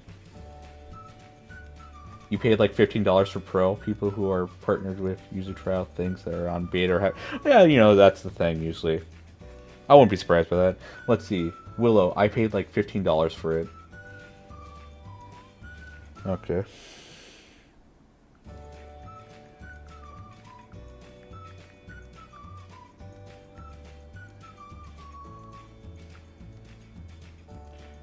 I'm just responding to also one of my friends.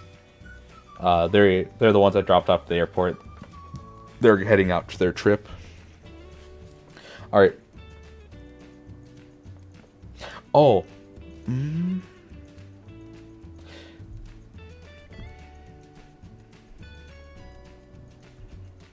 Use your iPhone, become a live to create. Okay, so here's a question I have. All right. Willow, did you buy that Pro on your phone? Or is there some application that or do you download it for your, like, computer? Artemis is part of a rather popular VTubing indie group with good connections. You mean the Star Squad?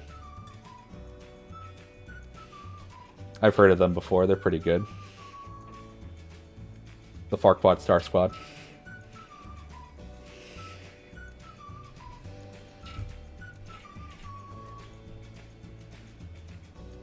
Oh, he also has a GitHub. Oh crap! This person's a real ass programmer.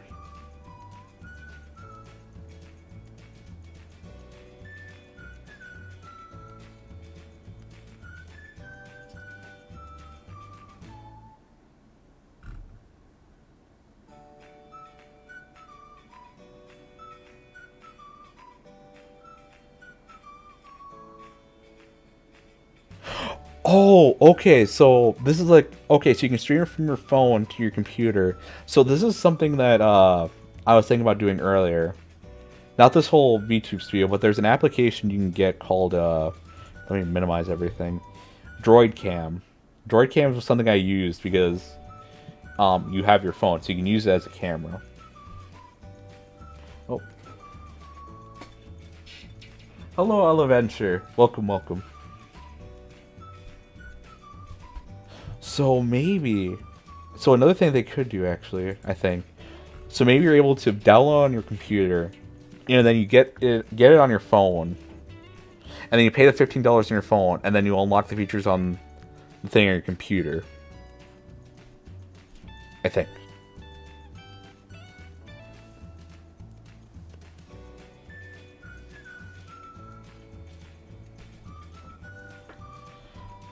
I just want a sound-only VTuber thingy, a simple sound-based crap, so I can VTube with only sound.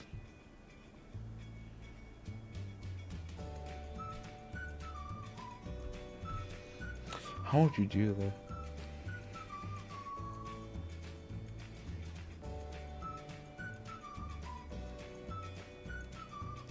I might actually download this and give it a test. FaceRig has that, it's so simple. I don't think I've ever tried that feature. Or do you mean like where it's just like you can get the lips to move if you're talking, which like I'm technically doing right now because the camera isn't tracking my face. Now it is though. So I guess a FaceRig you just get the Pro Edition.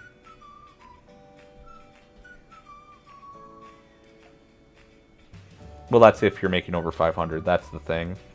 You could use just regular if you're getting below 500 a month from YouTube or whatever. That's why I'm looking for a poor soul that would only want to rig a floating mouth. Maxwell! Maxwell! Are you here? Do you not smell opportunity?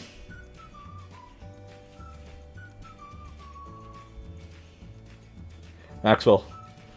Maxwell! There is someone who is in need of a rig. Maxwell, don't tell me you left.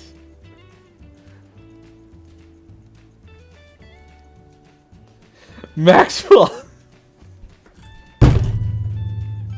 this is opportunity ringing. This is a chance, and you left.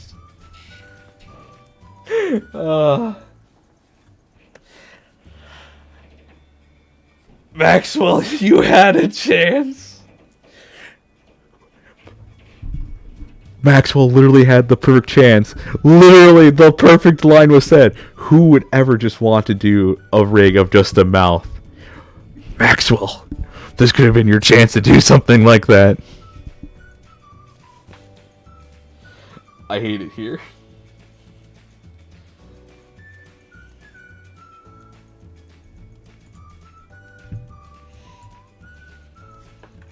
Alright, next best option.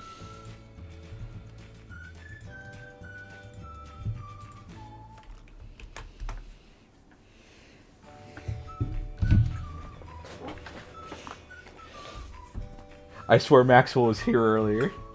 If only we could have gotten to the conversation sooner.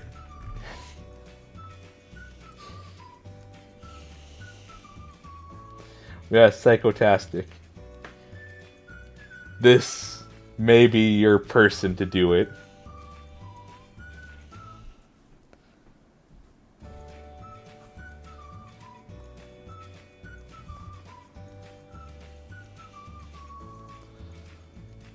This might be it. Give him a little ring. Tell him that you left the stream like 10 minutes too early. He literally had opportunity ringing that Rikku is very sad that he missed it, but he has another shot.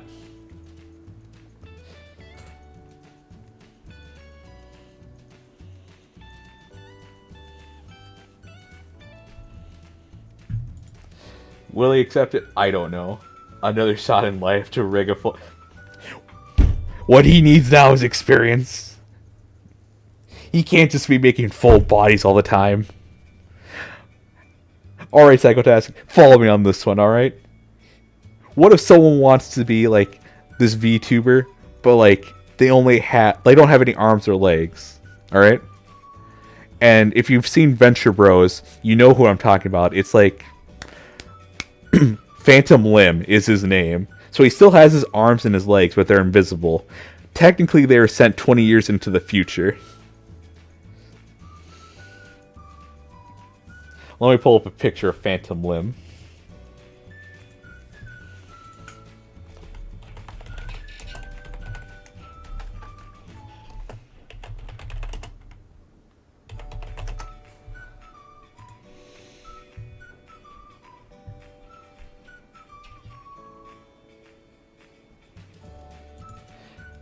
Phantom Limb's a really funny character.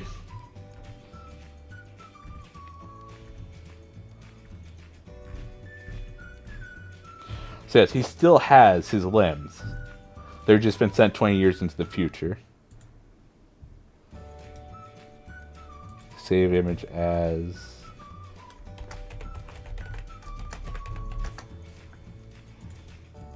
Just so you know, I'm not going crazy.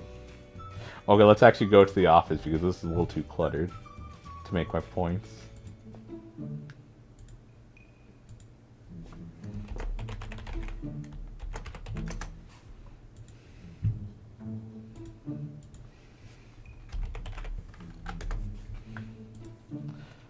This is Phantom Limb. He doesn't have any legs or arms, but he's still able to pick up a phone.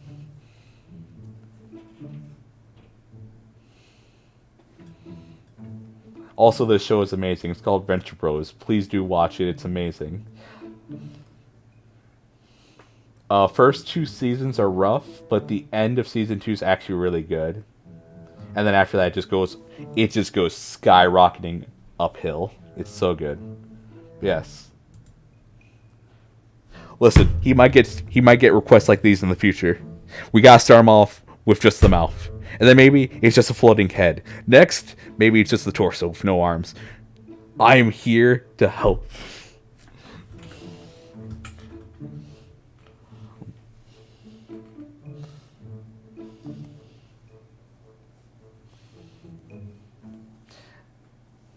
God, why was he so energetic for that?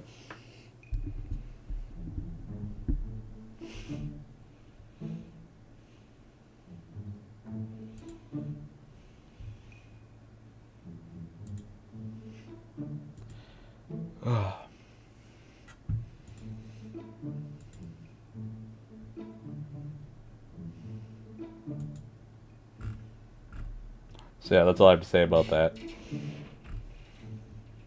Let's get rid of some of this.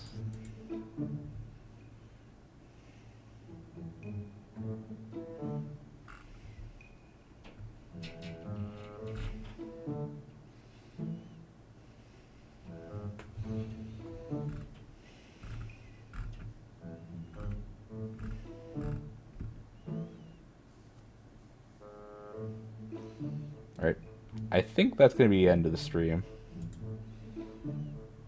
I think I went a little overboard at the end there, but it's alright. It's probably not, but we're going to end it there. So yeah. I might be back tomorrow. We'll see. That was a nice chat.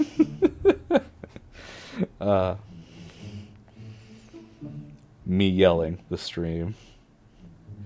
Time for me to stream then.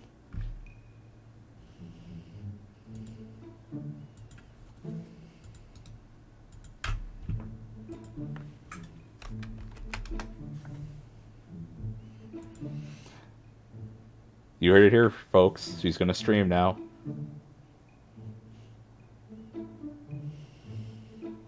There's the link. Yeah. So everyone, I'm gonna go give VTube Studio a try. I'm gonna see what I think of it.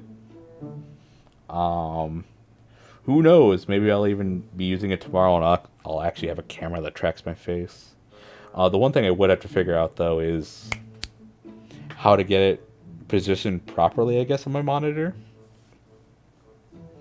Because I don't want to glue anything to my setup's a little weird. So usually you have the computer somewhere off. So there goes wall. Do you have lights right on your face? So I have lights to kind of help my face not reflect the computer lights too much.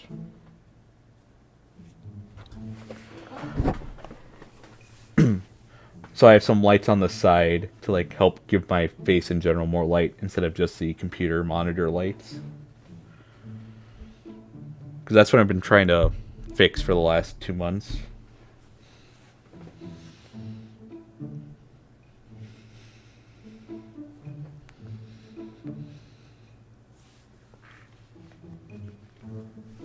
Yeah.